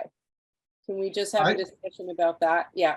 Yeah, I'm still okay with taking off the back half of it, and will be formalized. Is it conceivable to think the strategy be proposed by the commission communications team in consultation and subject to approval by the commissioners? I think we started to get a little granular about what that strategy actually looks like. I think that's a separate conversation that we need to have with the communications team. They need to hear from all 5 of us as to what our concerns are or what might be a viable approach. So that's the consultation piece that we want to offer and have with them, but ultimately anything is still subject to approval by us. How, I'm just thinking about in terms of that approval component, does that mean that it's a public vote? Does that mean that that's a public meeting conversation? It's exactly what that means. It would have to, yeah. I think that's embarrassing for this agency. That's too much. Yeah, I agree. That's what you're setting here.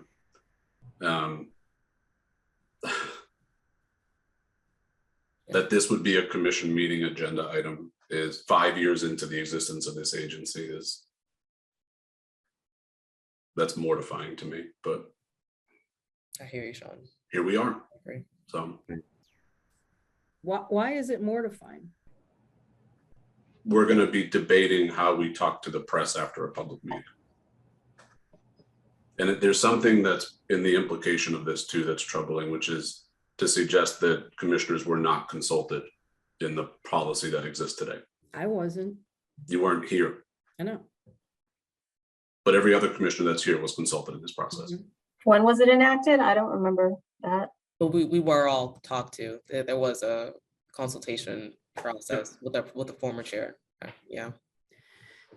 See, it's my understanding that the way this previously functioned, and tell me if I'm wrong, Sean, that basically at the end of the meeting, the chair would talk to the press and that was the end of it. That was sort of de facto thing. Like Right. no one else No, wanted to. because de facto, the chair was the spokesperson. I mean, yeah. No. I guess what I'm trying to say, but I'm clarifying. He went first because he was the only. There weren't other commissioners that participated. Right. And right, exactly. And so But he was, yeah, to clarify, and Chair, I think you're onto it. He was the only commissioner that was interested in engaging with the press. So I think by default, it was insinuated that he was therefore the spokesperson. There, to be clear though, there were many frustrations relayed to me by other commissioners with the contents of whatever those speeches or remarks would be, but they still elected not to engage with the press after a public meeting. And then one commissioner, again, former commissioner, decided to engage after those meetings, but the physical way she would do it would be to hang around his scrum. and this was all when everything was in person. True. And however, then it became an issue when it was through Teams, where the two of them would be in the same room together, but she would, as if she were abstaining from the vote, have her camera off, but still be there and also still chime in. So then that created a frustration of, I don't want anyone in the room with me when I'm engaging with the press. I want them out of the room. So we reacted and managed it that way. But then slowly but surely, other commissioners, as they joined the agency, were engaging through Scrum. Hence the development of a fair and equitable strategy, which, to be honest, was not, there's nothing simple about this. I think we're talking through it right now, some of the complexity of it. But that fair and equitable approach is what offended others of, I must go first, I insist on going first. And then that started the horse trading as well, was, oh, I'll switch with you. Some of it was innocent enough, others it was soliciting someone that can make me go first. And then that also generated a confrontation that to this day is one of the ugliest I've ever had here, where no, this is a commission meeting agenda item. The commission decides who talks to the press. I don't disagree with that. It's trying to manage what that engagement looks like. I'm not trying to your, I don't think you're suggesting this. No one here is trying to say, don't talk to the press or manage whether or not you should or could not talk to the press. I'm certainly not doing that. I could care less, to be perfectly honest. I'm going to jump in. I'm going to get us through the rest of this, and then we'll come back to this issue, because let's just let everybody let it go off over in your minds. Off, kind of, you know how your brain does that when you let it go offline. It's what I do with Wordle every day. So let's look at the rest of the items on this, and then we'll come back to that. Okay. So we've got 6 on items that have been fully vetted and approved.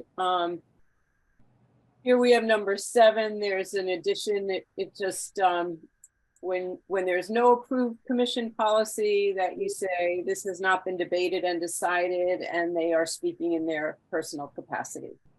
Does anyone have any questions or concerns about causing you to say that before you speak? No. Everyone okay with that? Okay. All right, this next one was really, I think, an edit to just make it clear. I don't think it's a substantive change. Commissioners will work with the commission communications team to prepare for public-facing engagements as needed. Does that work for everyone? Yep. Yep. Why is it just communications team? Is this the communications section? Oh, okay, got it. I could be wrong. It is the external communications section. Okay. I'm just thinking like it's everybody. Like we work with, we work with government affairs, you know. But I understand why it just says communications on here. You sure you're okay with that? Or is it worth adding or other appropriate staff as may be necessary? That would make sense because it's not just the communications team. And other appropriate staff, I think would be great.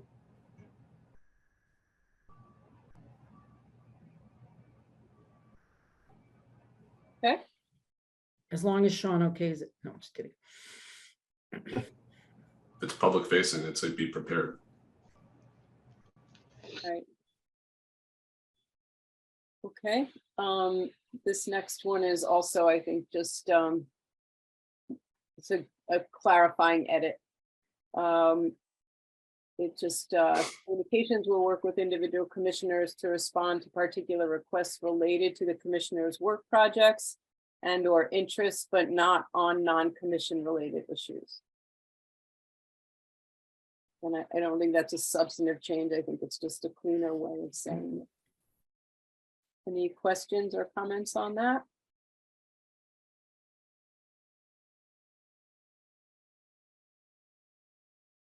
Okay, so does 10 work for you on those does that make sense to you that would be To me there? personally, it does.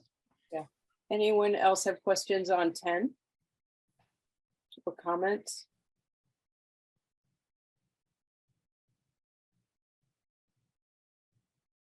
Okay, and so what about 9? So can we just go back to 9 and see if there are any questions on 9?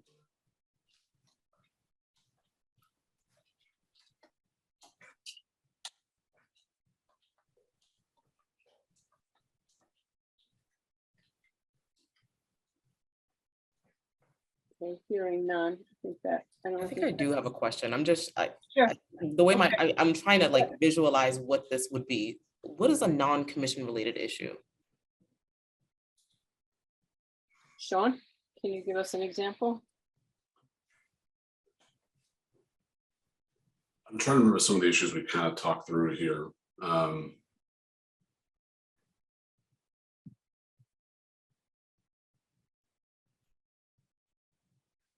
Political issues, kind of like personal life, or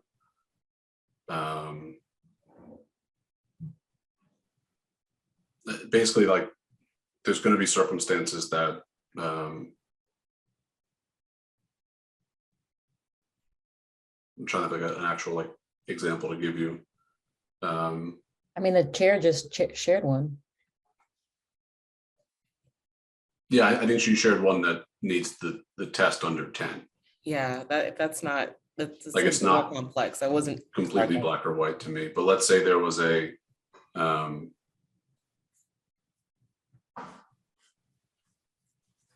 don't know, some sort of criminal investigation into a commissioner.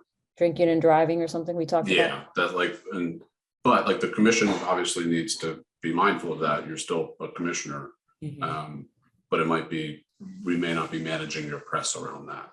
My suggestion is maybe when a commissioner decides they're going to run for office, that may or may not allow them to stay We're out on the altogether. commission because you can't hold 2 offices. You know, Mhm. that is different, but you know, that may have to be answered because, you know what I mean? You that may be personal. I'm going to run for county commissioner. Okay, but the commission is going to have to, the communications team is going to have to respond to that based on whether or not the commissioner can hold that both positions, right? So they are going to actually have to talk. It's Still commission related. yeah. Yeah. Well, it tangentially is commission related, and this is also why I think we have to be very careful about what is related and what's not related, because everything we do, right, good, bad, or indifferent, ethically or not ethically, it has an impact on the functioning. I mean, maybe it's I'm going to buy a car dealership, or I'm getting married, or I had a baby, or you know what I mean. To me, that is super personal. You know, although maybe I'm taking maternity leave and I won't come to meeting, you know what I mean? So I think we almost need to, and Sean, I think that you might need to do some stuff to really think and clarify for us what is related and non-related, because I don't want to find other commissioners in a position where you could see some tangential issues and we're saying, "Oh, that's not commission related," but they're tangentially related. And the functioning of that commissioner is related to the functioning of the commission. So I would almost like you to maybe think about that a little and let us give us some good examples on what's unrelated. You know, I think we need to do this now before it becomes an issue again. Yeah, I agree. I think that would be helpful. I agree. We need some parentheses of some examples. Yeah, so I'm thinking out loud a little bit, so bear with me, but I like, let's say you volunteer on a board of directors for something and a request comes in, hey, can you help me? Can you read through this press release for me? Because I'm going to put it out this afternoon. No, I can't devote Commonwealth resources to a private event. You could argue, yeah, but I'm a commissioner, so you need to help me, or anyone could argue that. But it's not, I think that's where we need to differentiate what is agency resources versus personal resources. Communication staff are not personal resources. So whereas otherwise, I think if you existed as elected officials, that line's even blurrier. Here, it's more defined, especially given the requirement and obligation to the 5 as a whole.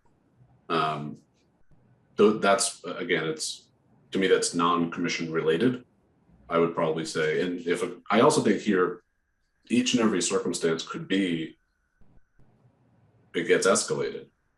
If a commissioner really is objecting to, I want support here and I'm not getting it, if we're being honest, it's going to come to me, either from staff, which is Commissioner so-and-so is probably going to come into you and be upset, or coming through Commissioner whoever it is saying, I'm not getting the resources or the support I need. So, but I'm trying to not think of all the dramatic examples, more the routine. Can you help me with this? Sean, do you think we need 9 and 10 separately?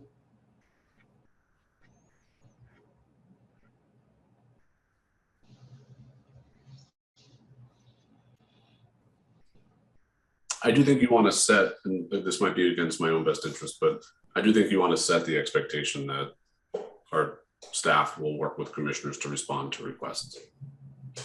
I think you want to make that clear. And so I think 9 has impact and effect. I think 10 illuminates that requirement that we give commissioners sufficient opportunity. Mhm. If you need to go it alone, let it be known and give commissioners the opportunity to go it alone. But Did we make that put a declaration period? as early and as timely as possible, such that if a commissioner needs to deploy their own resources, they have that opportunity and ability to do so. I have So a follow-up question. So Go I, ahead. I think that the chairwoman asked this earlier also. So who determines that? Sean, that's your determination about what's related and what's unrelated? I mean, I think ultimately in that moment, probably. Just, I'm trying to think of the circumstances where I don't know who else could or would. I'm thinking of this in like in a communications context. It's like time is literally of the essence. Mhm. And we can kind of fight about it afterwards, but I think I want to make sure that if a commissioner is going to be unsupported in something, I think that should be my decision. I wouldn't want, Got it, yeah. I guess I wouldn't want a communications, like I wouldn't want the chief of communications or the press secretary to make that call on their own. But I also don't know that I want to, frankly, say any commissioner can overrule that as well. And again, I'm thinking of a that needs to be circumstance your where, call. what do we do right this moment, Yeah. right now? Yeah. That needs to be your call, Sean. So what if for 9, we just put a period after interests? Can So I ask that a quick it- question, Susan? Sorry to interrupt, sorry, just to go Sure. back. Yeah, okay. I think, Chair, I heard you say, Sean, that needs to be your call. I agree, but I'm assuming that's how we've been functioning, right, Sean? It's been your call. Okay, Ultimately, yeah. okay. And if not my call, my responsibility to make that call. So Mhm. Does it make sense to just put a period after interests at 9 and take out, but not on non-commission related issues? I And then just- that would defer to 10 when it was a non-related issue? I have a question, Susan, related, like, what about bandwidth issues? So like for Commissioner Camargo, it was told no because there was no bandwidth. So should she have gone to Sean to make the decision on? So we hear bandwidth is an issue sometimes. How do we address bandwidth issues and what do we do?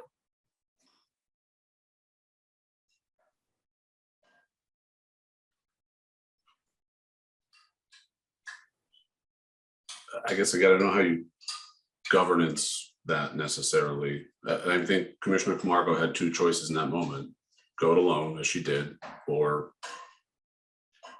I guess she could have reached out to me and said, I'd like some reprioritization here.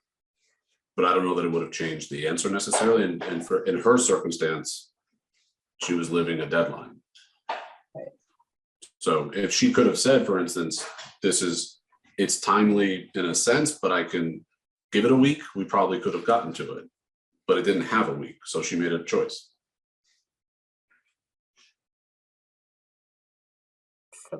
Okay, so it's up to the individual commissioner whether they make an appeal to you or go it So- alone. Yeah, I think so.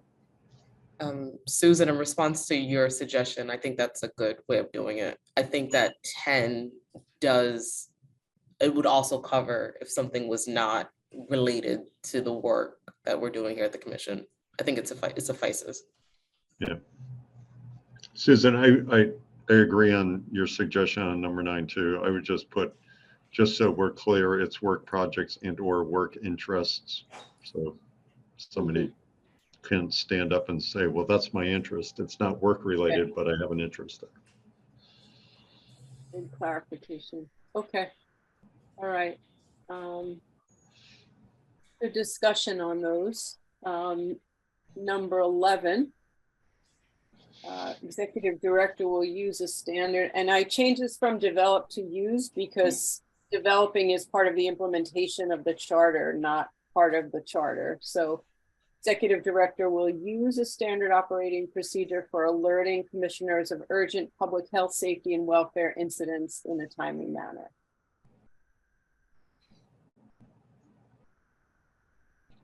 Does that work for everyone? Questions, comments? Yeah, I see some heads shaking. Yes? Yeah. Yep. Mhm.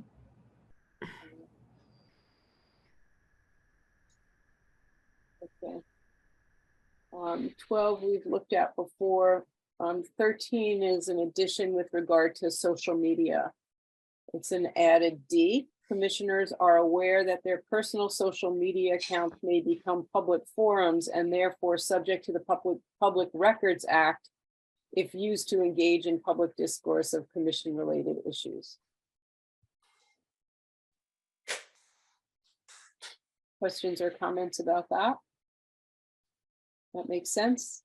Can I just, at what point does it become public record?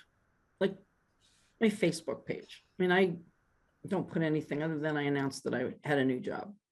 But doesn't it have to rise to a certain standard? Maybe Sean or Saviel can give some guidance on this, because I'd like to sort of understand it, because I'm really not using, I mean, who knows, maybe with Twitter, I'm liking more things around cannabis related things, but my Facebook page is my Facebook family page. So does that automatically? It doesn't automatically. No, it's not automatic. I think that's why if used to engage in public discourse. So Mhm. for instance, if you're putting on your Facebook page, hey, we're doing regs, what does everybody think? Yeah.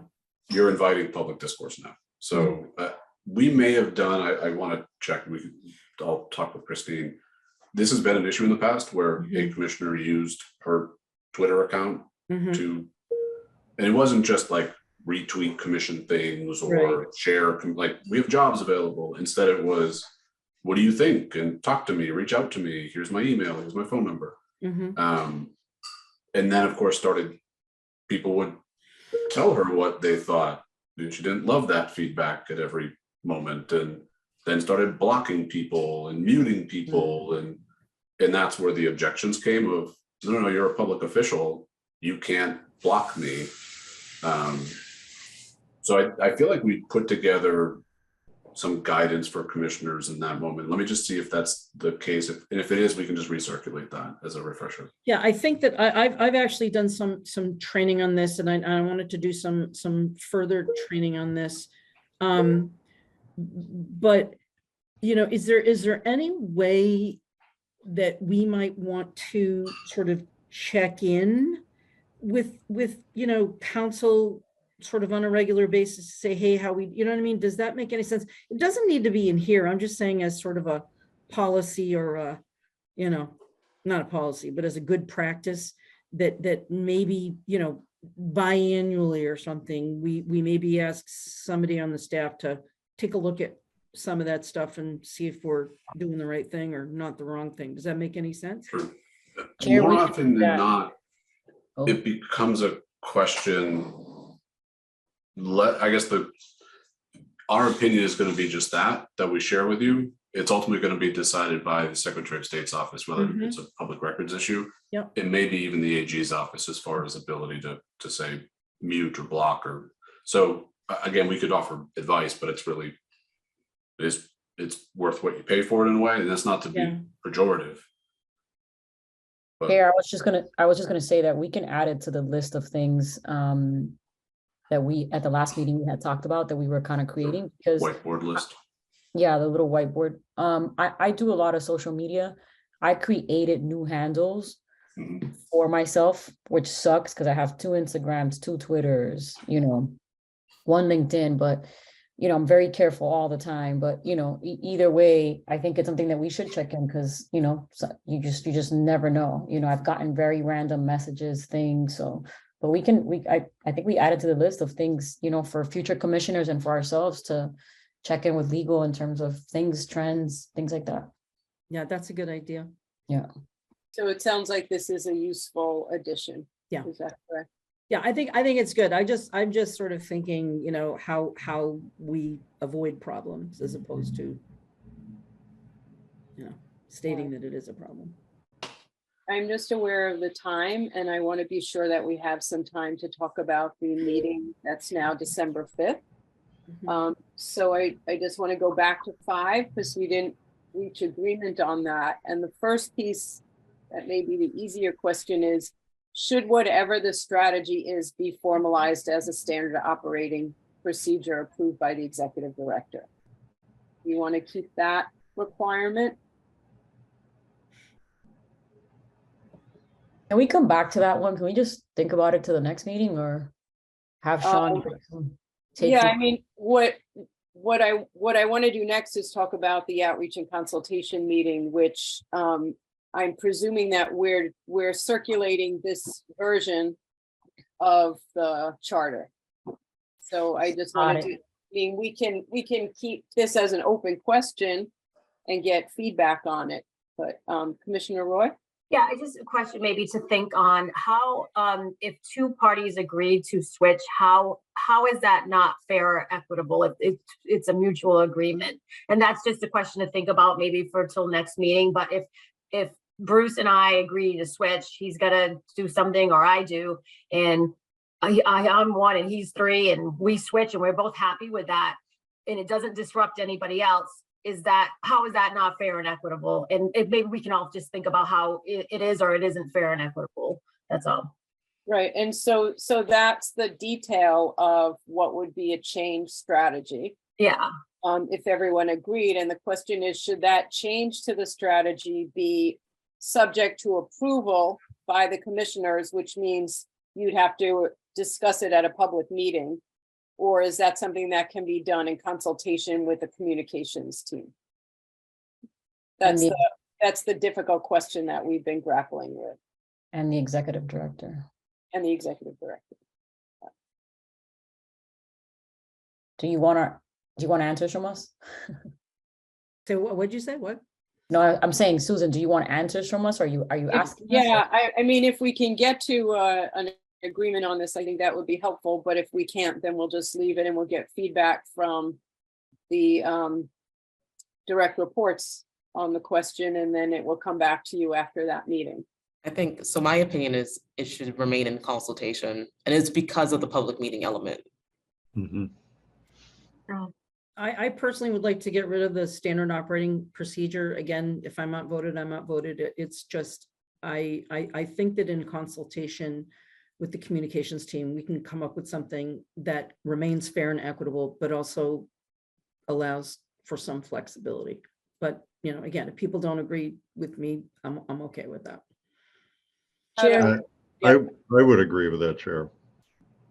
Yeah, I agree. And Commissioner Concepcion point, I'm a little reluctant to spend our time in a public meeting approving a plan that I'd hate to see it back on the meeting agenda a couple months later. But I think us expressing our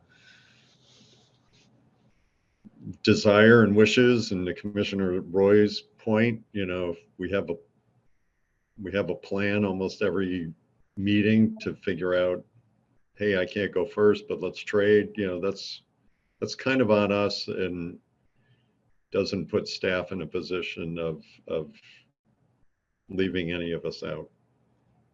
So what does this mean? I'm confused because Chair, I heard you say is your whole thing that you don't want to make it a standard operating procedure?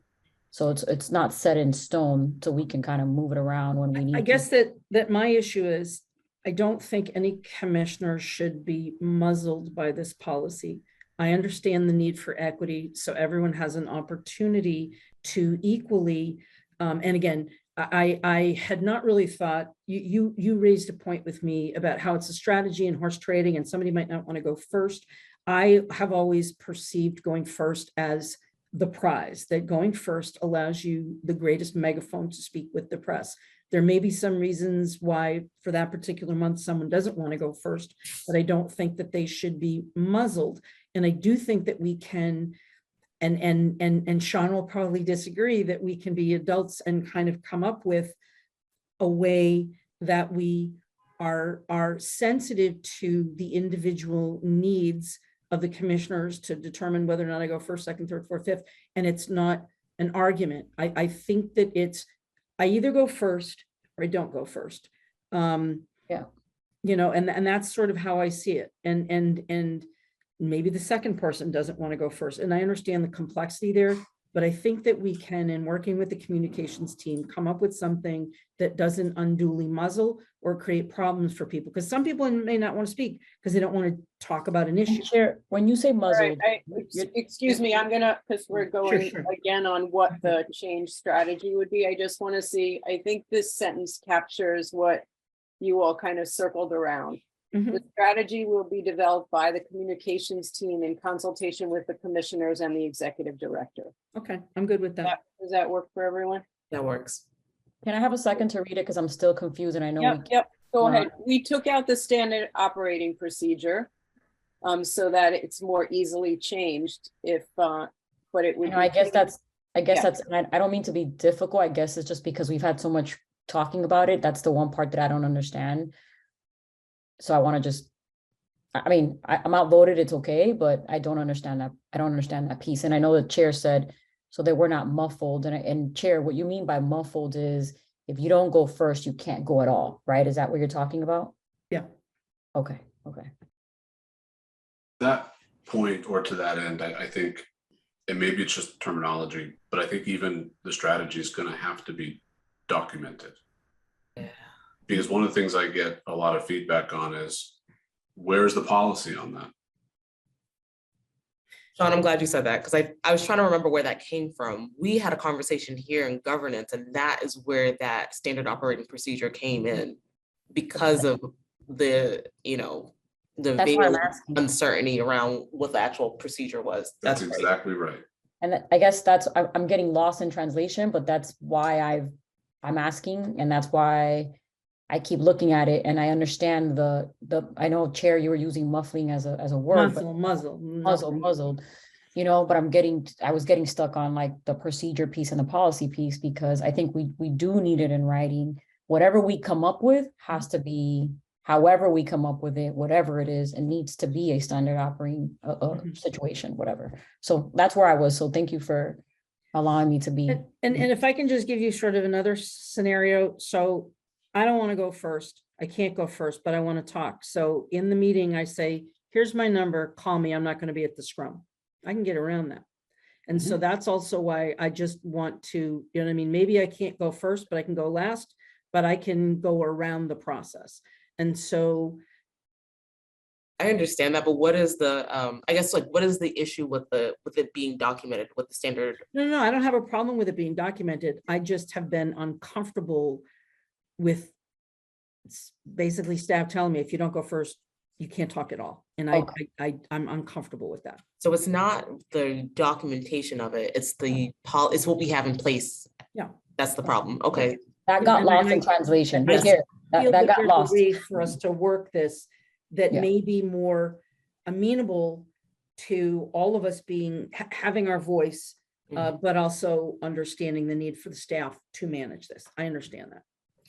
Commissioner Stebbins, I think you might have said something too about the standard operating procedure. Do you mind expanding on that a little bit too? I think you also said that there was an issue you saw with having that there. Yeah, I guess when I was first looking at the second section, I was I was uncomfortable because it appeared a little bit too clunky, a little bit too bureaucratic, and I get that. But I will have to admit, kind of coming full circle as we've all talked about this, and I think to Sean's point that, you know, for a future commissioner, any one of us who says, hey, what's the policy? Well, here's the policy as it's laid out. I guess, you know, you do need to have a document to kind of go back and point to, you know, really avoid kind of the, you know, the mishaps and the, you know, those moments that, you know, kind of brought us to this point. So I'm okay with leaving that language in. Everyone else okay with that now? Yep. In consultation means what? Like, they just say this is the strategy, like, what does that mean? Like, now we still remove our authority, like, did we relinquish our authority because we're just being consulted? And we don't have to approve it? And I know you're trying to avoid meeting, Sean, but. Just to be clear, I philosophically don't think the commission should approve it as well. It's not just avoiding the meeting. But hasn't the commission approved it? Or the staff just said it?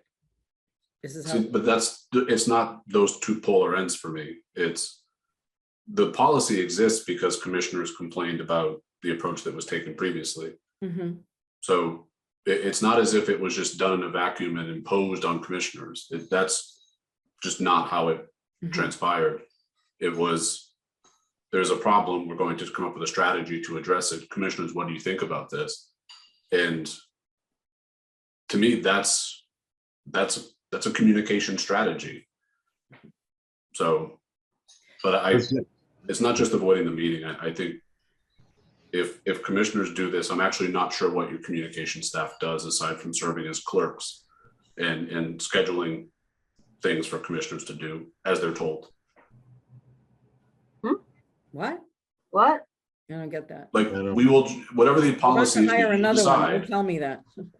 we will just schedule it as we're told. That, to me, there's something philosophical about this that I'm struggling with too.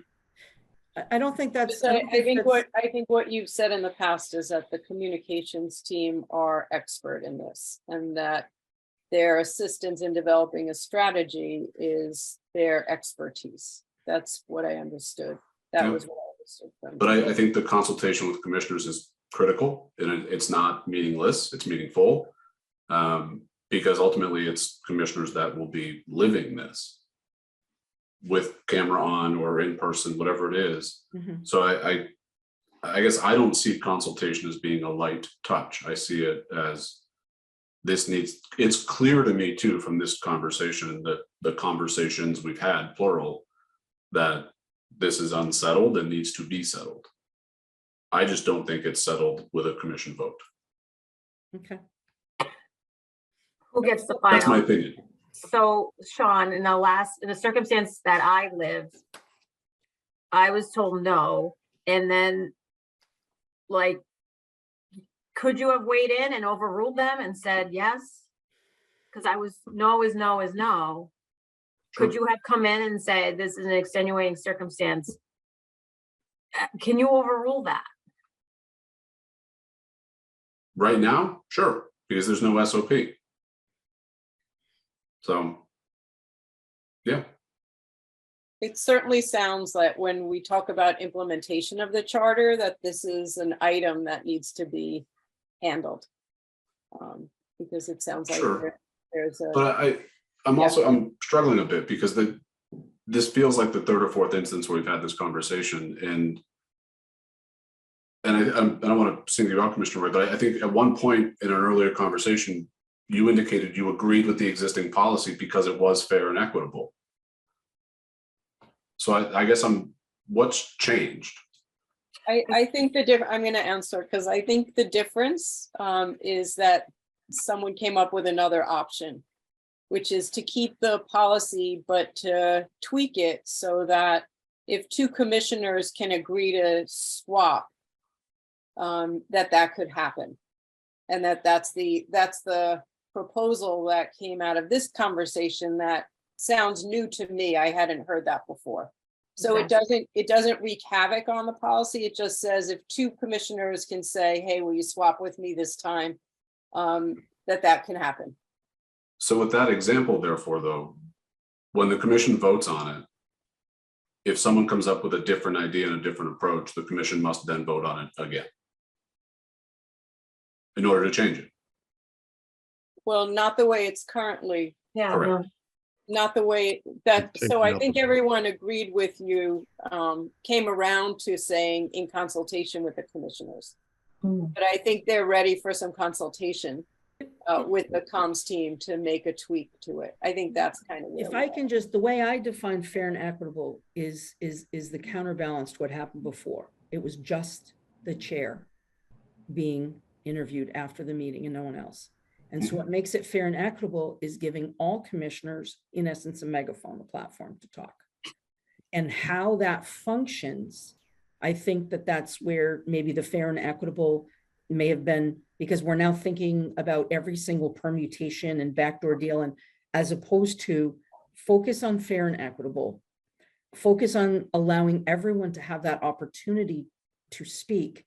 But the details, I think that we can clarify that with the communications team so that they're not telling you can't talk. That's all I want out of this.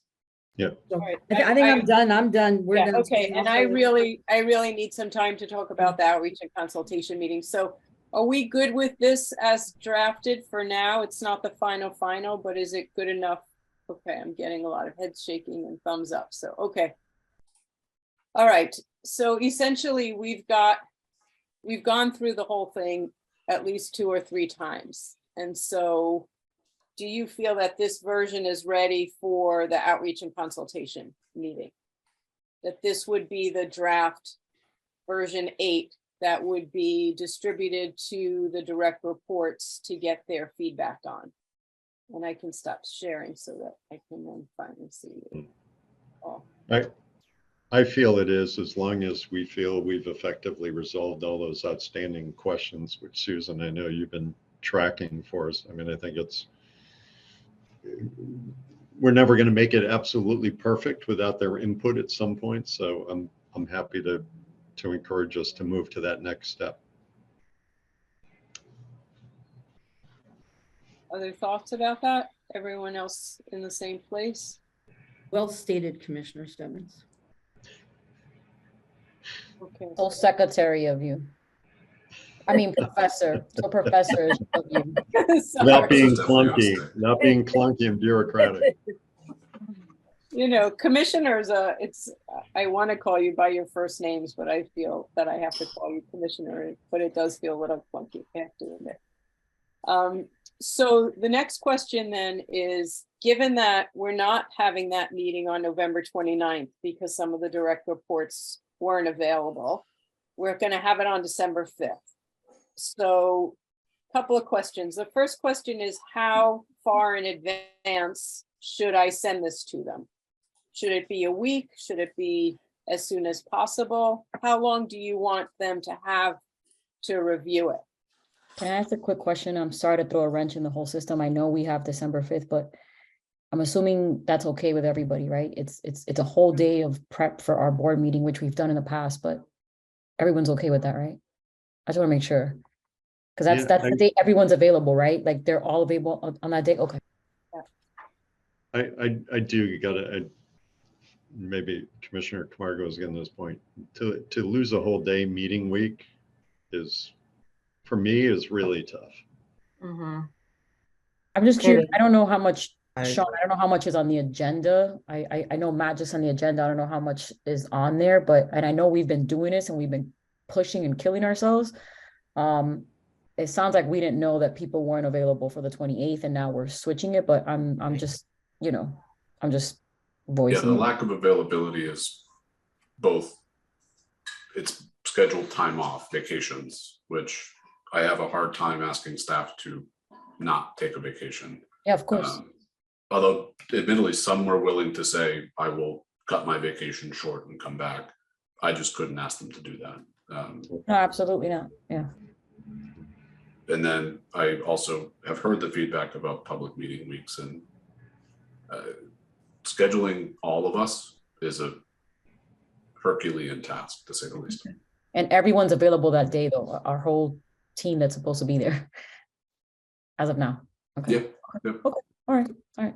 Thanks. Or I A good point, Commissioner Camargo. wouldn't mind myself not killing ourselves that week. I think we had talked about doing this in person.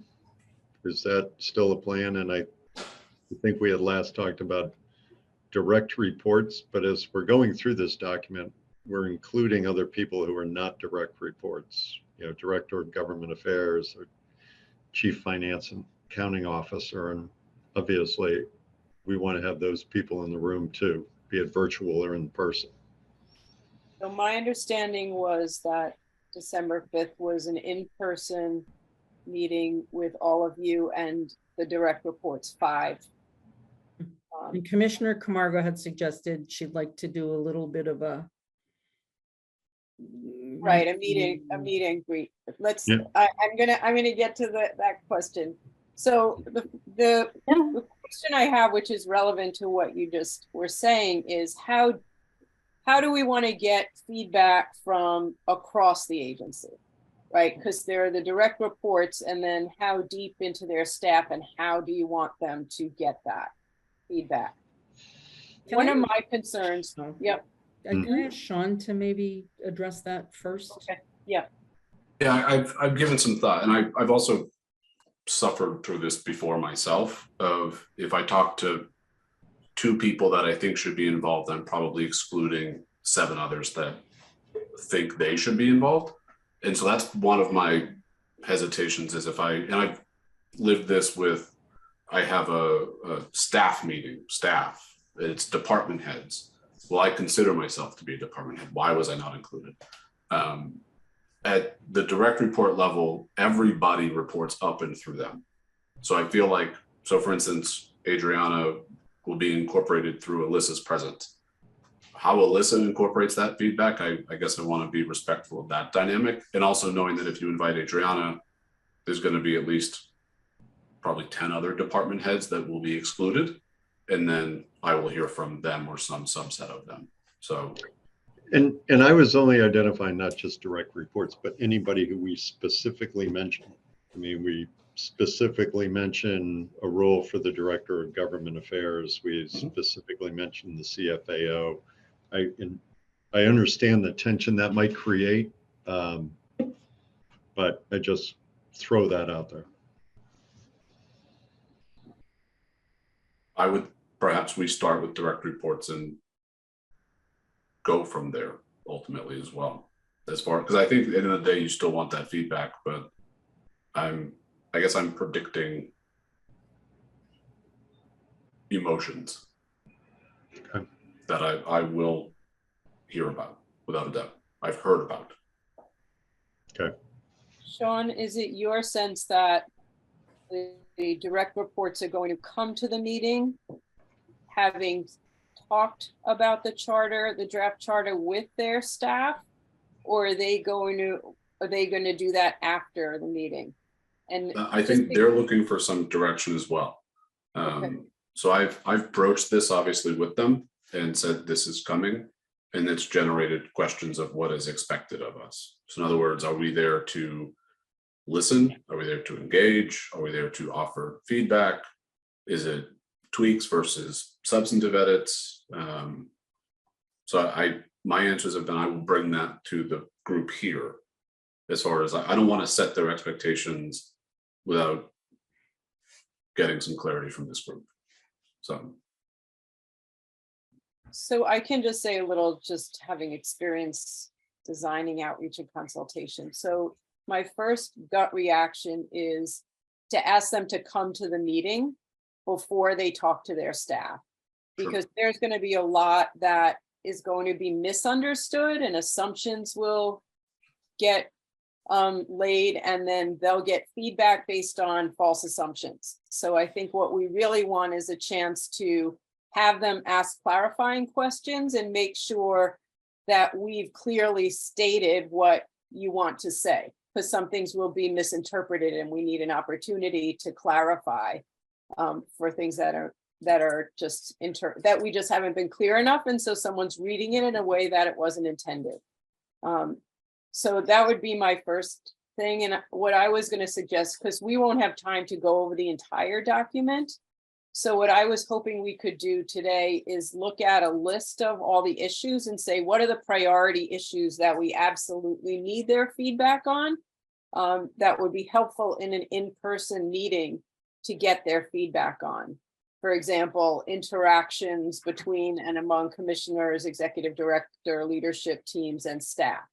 There are some items that we had input from, for example, the chief people officer or the CFAO on the items that are specific to them. But what are the items that we need everyone to look at, and we need a chance to be able to answer clarifying questions. So my suggestion is, number one, just have the direct reports looking at it first, that we identify the issues we absolutely need the discussion on in the room, that for the items we don't get to, I can ask them to send me comments or call me. And then after that, to ask them to then talk to staff further down and give that feedback to me or to us. We can decide if we want another meeting or if we do that offline.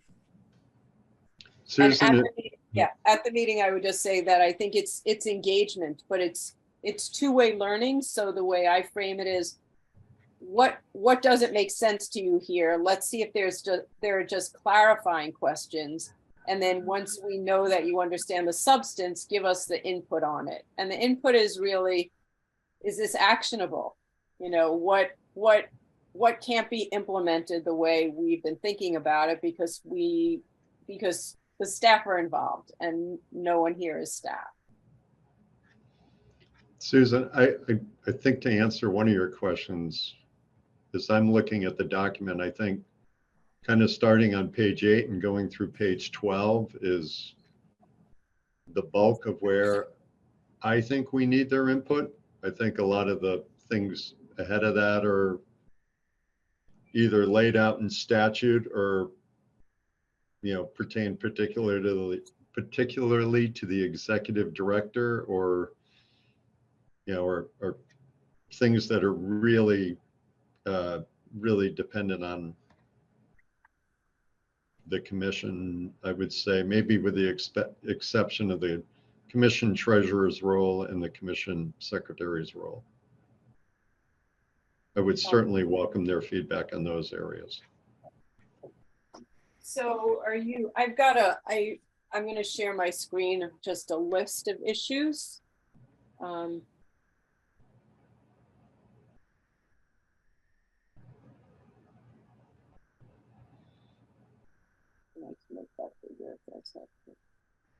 So when I look at page 8, I think that starts here at number 7. So are these the ones that? Yeah, page 8, or at least at the version I was just looking off, started with the interactions between and among commissioners. Okay, and so all of these, right? Not necessarily professional development. Yeah, I would say those are the priority areas.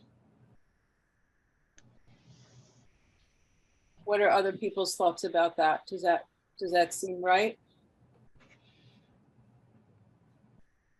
And again, I would just throw in treasurer and secretary, because that involves finance, and that also involves the GC's office. Yeah, I thought about that, but we actually had direct input from them on those sections. So. Oh, that's right. That's right. Right. So I thought that maybe we don't need to do that. Are we asking the priorities? So we're not saying that the input is exclusive to this. We're saying that the input is prioritizing these areas, but they can still provide input for the other areas. Exactly. That at the meeting we won't be. It's unlikely that we'll be able to go through all 13 sections. So we would start with the priority sections, and then go to the others as time permits. They'll get the whole document, right? They'll get the whole document. Oh, okay, okay. Susan, I And have some. yeah. I have operational questions, but maybe we could, yeah, I'll throw them in here later before we're done, and then we could talk about it some other time.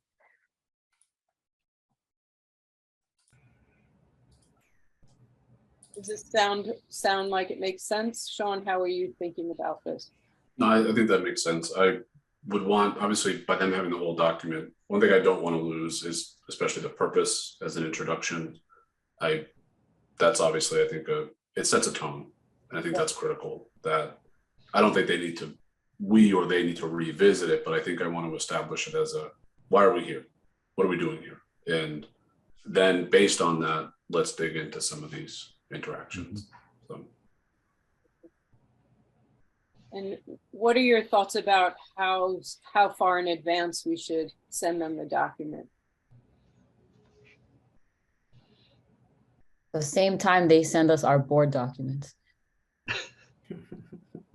What's that, 3 days? Can I tell you, I agree. I don't, the thing I worry about is having too much time to stew is not a good thing. That's why I'm asking the question. Yeah. We'll just go with standing operating procedures of board paperwork. As the folks who develop all the materials, I bet you'll be impressed with how quickly they get through it.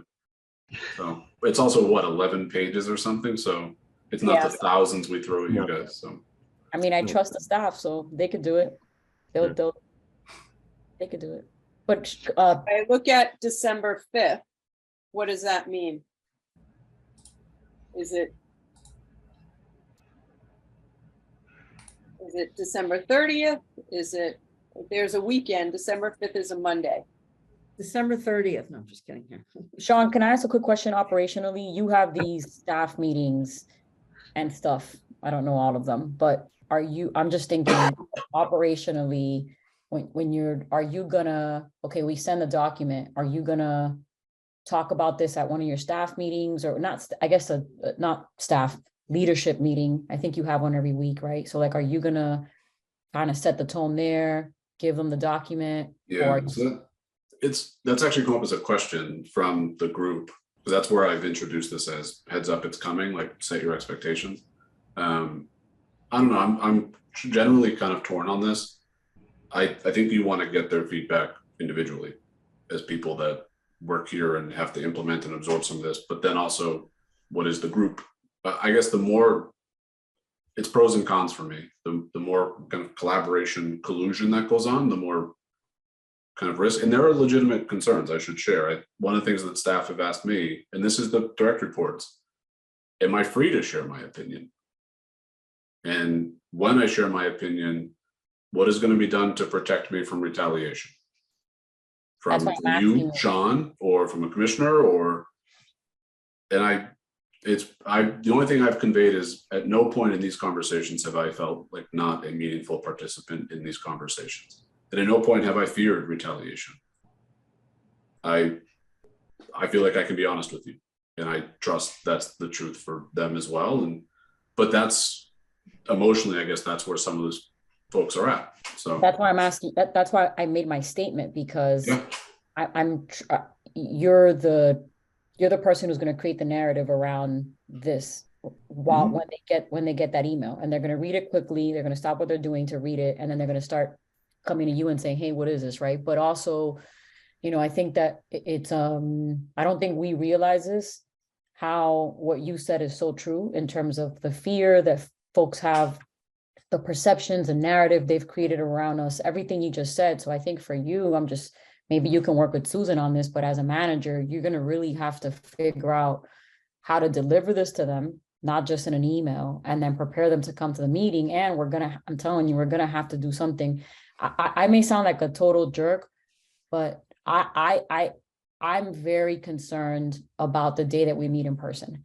I'm concerned about the process of how we do that. I'm concerned about, Sean, how you speak to staff and how you deliver it in terms of what the expectations are. And I'm concerned that, we're not the ones delivering this firsthand, it'll be you, it'll be an email from you, and well, not from you, I think it's from Susan. So I'm just concerned with all that. So however we can help you as the manager, I guess, let us know. But I think that you have to definitely be calculated and intentional about this process, because then it will fail before they've read the email. Can I ask, what do they think we can do to them? I mean, I've been yelled at. Yeah. Someone mad at me that it's not done. I've been yelled at, okay? And I'm like, Yeah, so have I. in fairness. I'm just saying, I mean,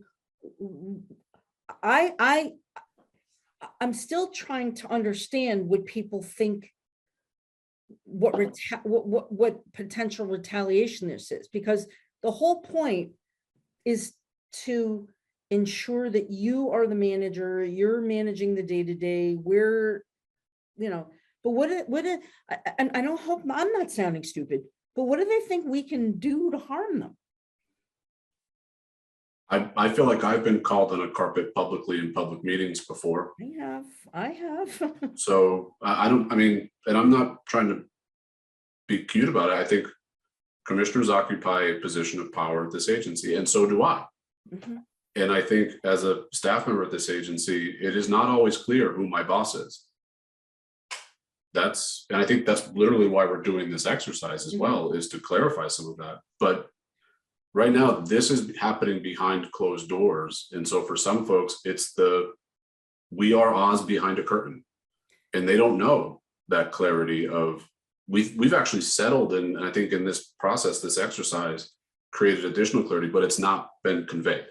And that's one of the things I think, that if there's heightened anxiety, it's because of that mystery. It's the unknown for some of them. But again, the mood is tense without a doubt around this agency. And I think this has the potential to either take the temperature down or spike it. So I have a question. I understand the fear about this meeting. Does it make sense for me to have a 1-hour conversation with each of the direct reports before the meeting, so they can give me their unadulterated feedback without feeling nervous about any retaliation? And then from that, I can identify the issues that really will benefit most from their discussion. Because I see that would be, based on what I'm hearing from you, that might be the better way to go. Give them, because what I'm worried about is they're gonna not understand how much deliberation went into this document. So it might look like, what, you spent 5 months on that? And so I'd like to be the flat catcher on your behalf for that. And be able to, to the best of my ability, clarify questions that they have or misunderstandings. So if you think that's a good idea, I'm totally willing to do that. I think it's useful and valuable. But related to that, though, something that I've conveyed as well is, in this process, you're going to get a document. You're going to see a document. I've already tried to set a bar for, don't be underwhelmed by the document. Read the words. Read the purpose, and then read all the words that cascade from there. If you're expecting this, an encyclopedia level of material, no. If you're expecting the policy, or if you're expecting all the SOPs that are going to attach, don't. But also understand too, you might be disappointed in me in some instances, where it's also a negotiation. And in that vein, commissioners might have prioritized something that I've thought, you know what, I hear you, I understand, but this is worth something to me on the other end. And so that's the nature of an investigation. The nature of a negotiation is that there's back and forth and there's tension. And so your example of what you expect from this may not be the reality that plays out, and have patience with that. But read the document therefore in its entirety. When you get to section 7, don't reach a conclusion because you haven't read section 9. So I've tried to point out that this has not been, it's not been painless, but it hasn't been painful. So somewhere, I don't know what is in between, but I hopefully, and again, I've not shared any substance, so it's kind of awkward in that delivery to say, look at this, and that, like, even the references to sections, I haven't even gone that far because I don't want to violate the principles of this room either. No, but we can't be afraid either, right? Like, Susan, I think you have a good way of you, and I think it'll be good for them to understand it and to feel your presence and your energy, you know, because right now they think that we're all going to come at them, right? So I think it's a good idea for you, and I think you should do them all together, the same way Sean has these leadership meetings with all the direct, you know, the first line of reports. I think you should do it with them so they're all in the room together. You know, I don't know, just my opinion, but I definitely think that's something that's needed. I also know there's a lot of PTSD, but also, like, we can't be afraid either. And I know it's a executive session, but this is also part of us breaking some of this old culture that exists here. Shannon, you asked, like, what do these people think we're going to do to them, right? Like, they don't know us. And all they see is how we act in a public meeting and what they say about us in the news. And, you know, they don't, this is, Well, haven't seen that's each other. us coming after them.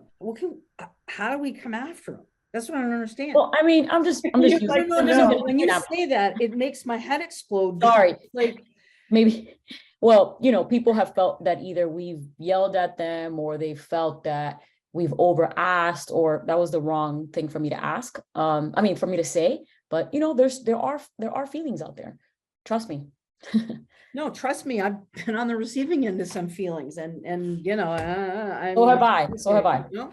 Yeah. And you know, but but ultimately, you know, Sean, this does sort of fall back on you because you've got a new chair, you've got a pretty new board, you know, commission, and I don't know. I mean, this is also, again, part of my sort of issue with culture and people are doing everything behind a screen. And I know that that's a sore subject, and I know that this is something, but this is also part of why you can't, I think, develop a culture this way, because nuance is very difficult too. And that's why I think that the best idea, you know, that we had in the last meeting was Nuri saying, how do we do an icebreaker? How do we connect? Because that's sort of my nature, and I'm trying to sort of individually reach people and talk to people and connect, because I think that's really important. And that's also the one thing I'm afraid about with this document, because what I heard from one respondent is basically not like, don't talk, like don't talk to us. We don't want to hear from the commission. And I don't want to be telling them what to do. That's your job, Sean. But ultimately, how do we break down those walls if we can't talk to people and meet with people? And I think we've got to figure out what that balance is. And that's one of the things that we're still, I think, trying to get from you is, how do we connect in here? We've got to go through, but also making sure that we can develop friendly relationships with people who are helping us execute our job, you know, and I don't know how we do that. And I'd love to get, not now, because it's after 3 o'clock. So, you know, I have to say, like, one of the things that I find with my work is that when you create a structure, the relationships are better because there's clarity of how people can and should interact. And that's kind of what we're negotiating, is we're negotiating that structure.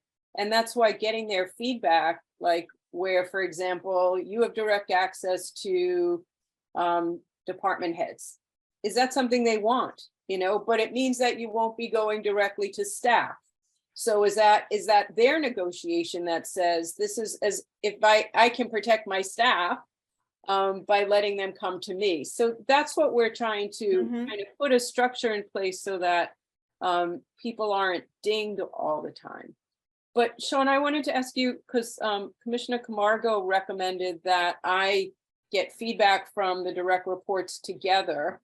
Do you think that I should come to a meeting with all of them, or should I try to schedule one-on-ones? What do you think is the better way to get their feedback? I'm just mindful of the window of time, because we're really Right. talking, I mean, next week is a full Okay, week, but the next challenge week, being yeah. folks are out. So trying to get everybody together might be a challenge. We've also got, I'm just looking at calendar, like my own personal calendar. I've got a bunch of, whether it be meeting prep, budget, regulations, like we're pulled in a lot of different directions that it might just be a challenge to pull them all together. Also with the opportunity to have actually read the document, if we're not going to give it to them, say, some reason I have in my head the 30th, that Wednesday, which is what, 1, 2, 3 business days in advance.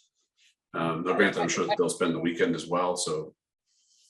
Sean, but when do you have your meetings? You already have a scheduled meeting with them once a week, no? Wednesday, the 30th, which is what I was Okay. expecting it would be given to them. So give it to them. If I'm gonna try and meet with each of them individually, I mean, I think what we can do is just see what's possible. Just ask Grace to try and schedule those meetings, and if it works, what time is your meeting with them on the 30th? 10.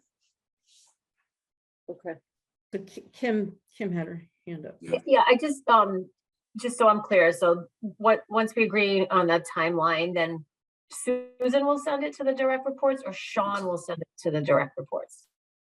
I think you asked that I do that, and I've prepared an email. Okay.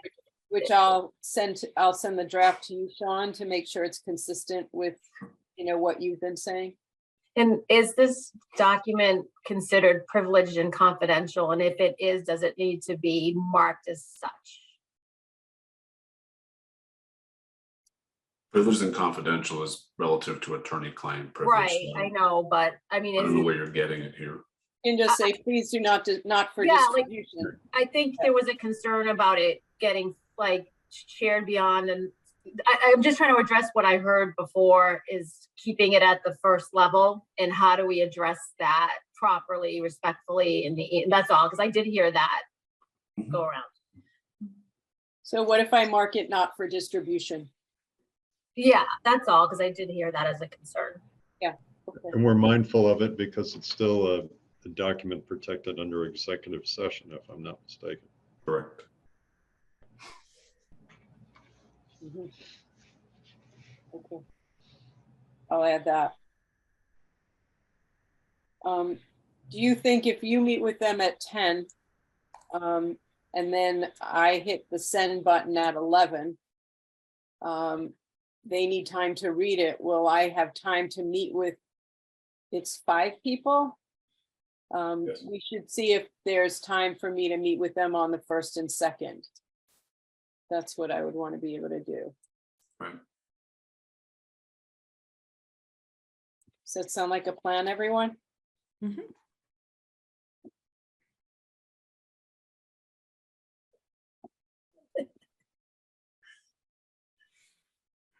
As best as we can do. What was the, we were thinking that meeting them within in a group was too much.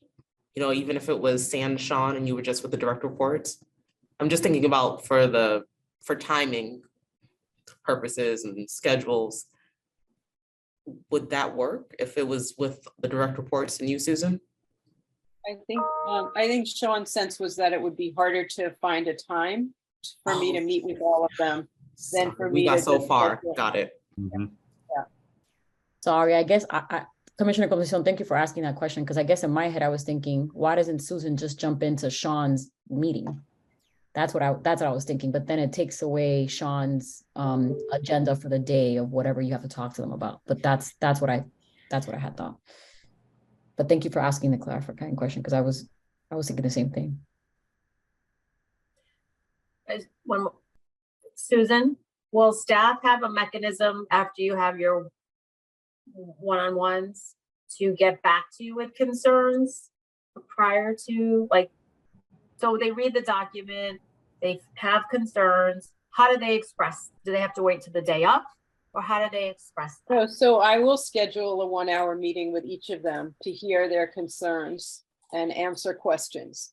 And I think that will take the edge off the joint meeting, on the 5th.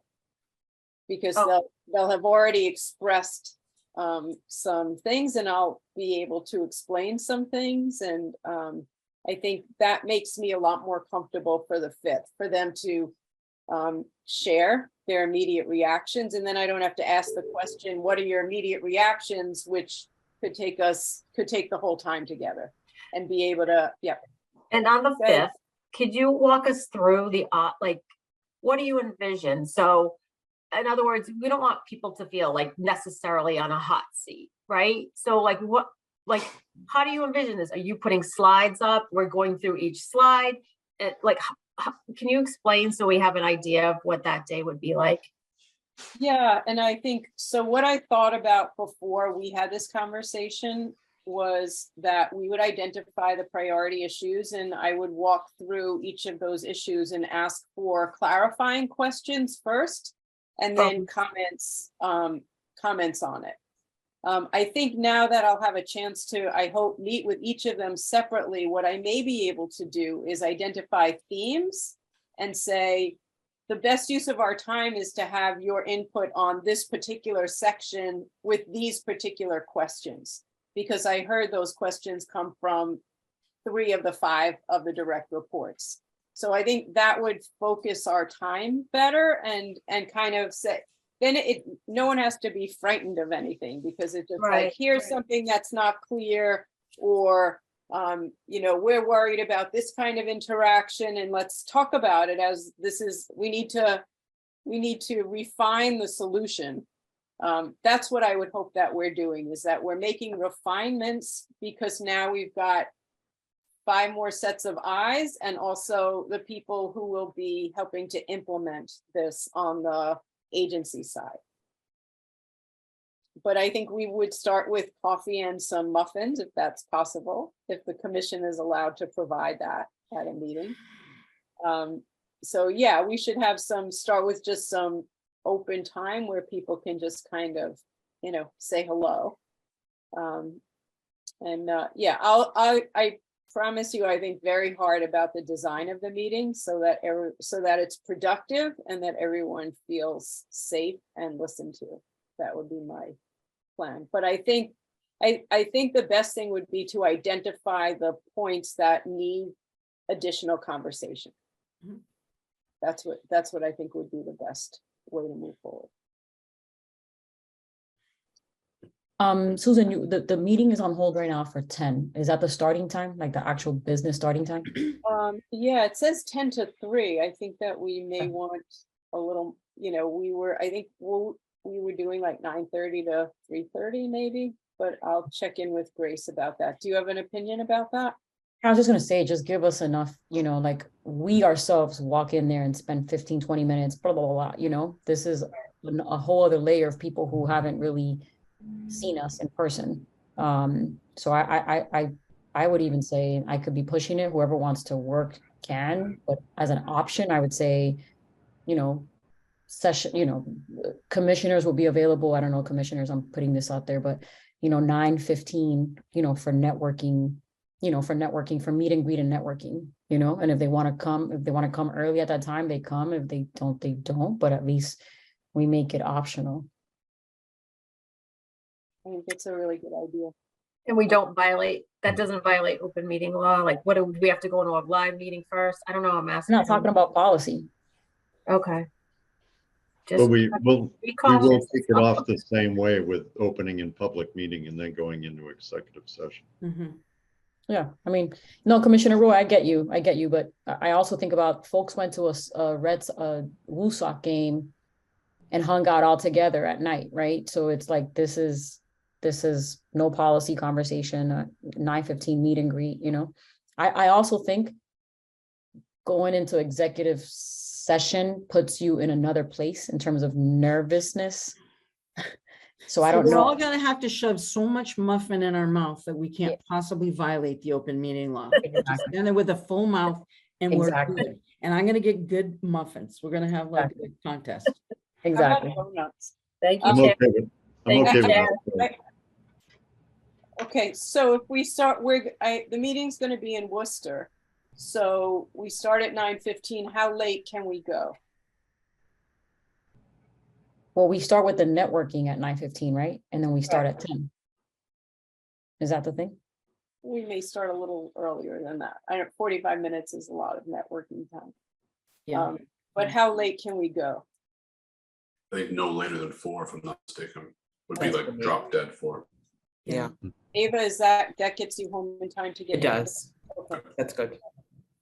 So Susan, maybe we say 9 to 9:30 networking so that all of us get in, go to the restroom, get our food, but really know that we may start at 9:45. And I could be completely wrong, but this stuff is so important. Okay. This is why we're here, right? Like this whole process is because us, staff, us. Like this is the first time that we're going to be able to see a lot of people. They're going to see us. Like we need to, the time that we spend with our staff in networking is as important as this document. So I know 45 minutes may sound like a lot, but I just want to make sure that people have the option, you know, to be able to, and it's going to go by fast because people are going to be late. There's going to be traffic. They're going to go to the bathroom. So. Some people are gonna be tense about that. Like for some people, that's a tense time. Or you could tell so- them when you're meeting with them, you could say the commissioners are doing, you know, it's optional, put it in the email. I get it, I know. Okay. But we got to start somewhere. All right, well, I've kept you for an extra half hour. I appreciate your sticking with us. I think this was really important. Sean, I think I will send you the draft email, and if we can get those meetings scheduled for Thursday and Friday. It's only 5 people, right? That's right. So if we can get those scheduled, and if we, you know, if one of them has to be like Thursday night, I can do that too. All right, Will you talk to Grace about scheduling? Do you want me to? either way. I'll give her a heads up to be in touch with you. Okay, perfect. All right. Thank you, everybody. We need to adjourn. Happy Thanksgiving Happy to everybody if I don't talk to you. We need a motion to Love you. adjourn. Oh, I'll entertain a motion to adjourn. Commissioner Roy, So moved. Commissioner Stebbins.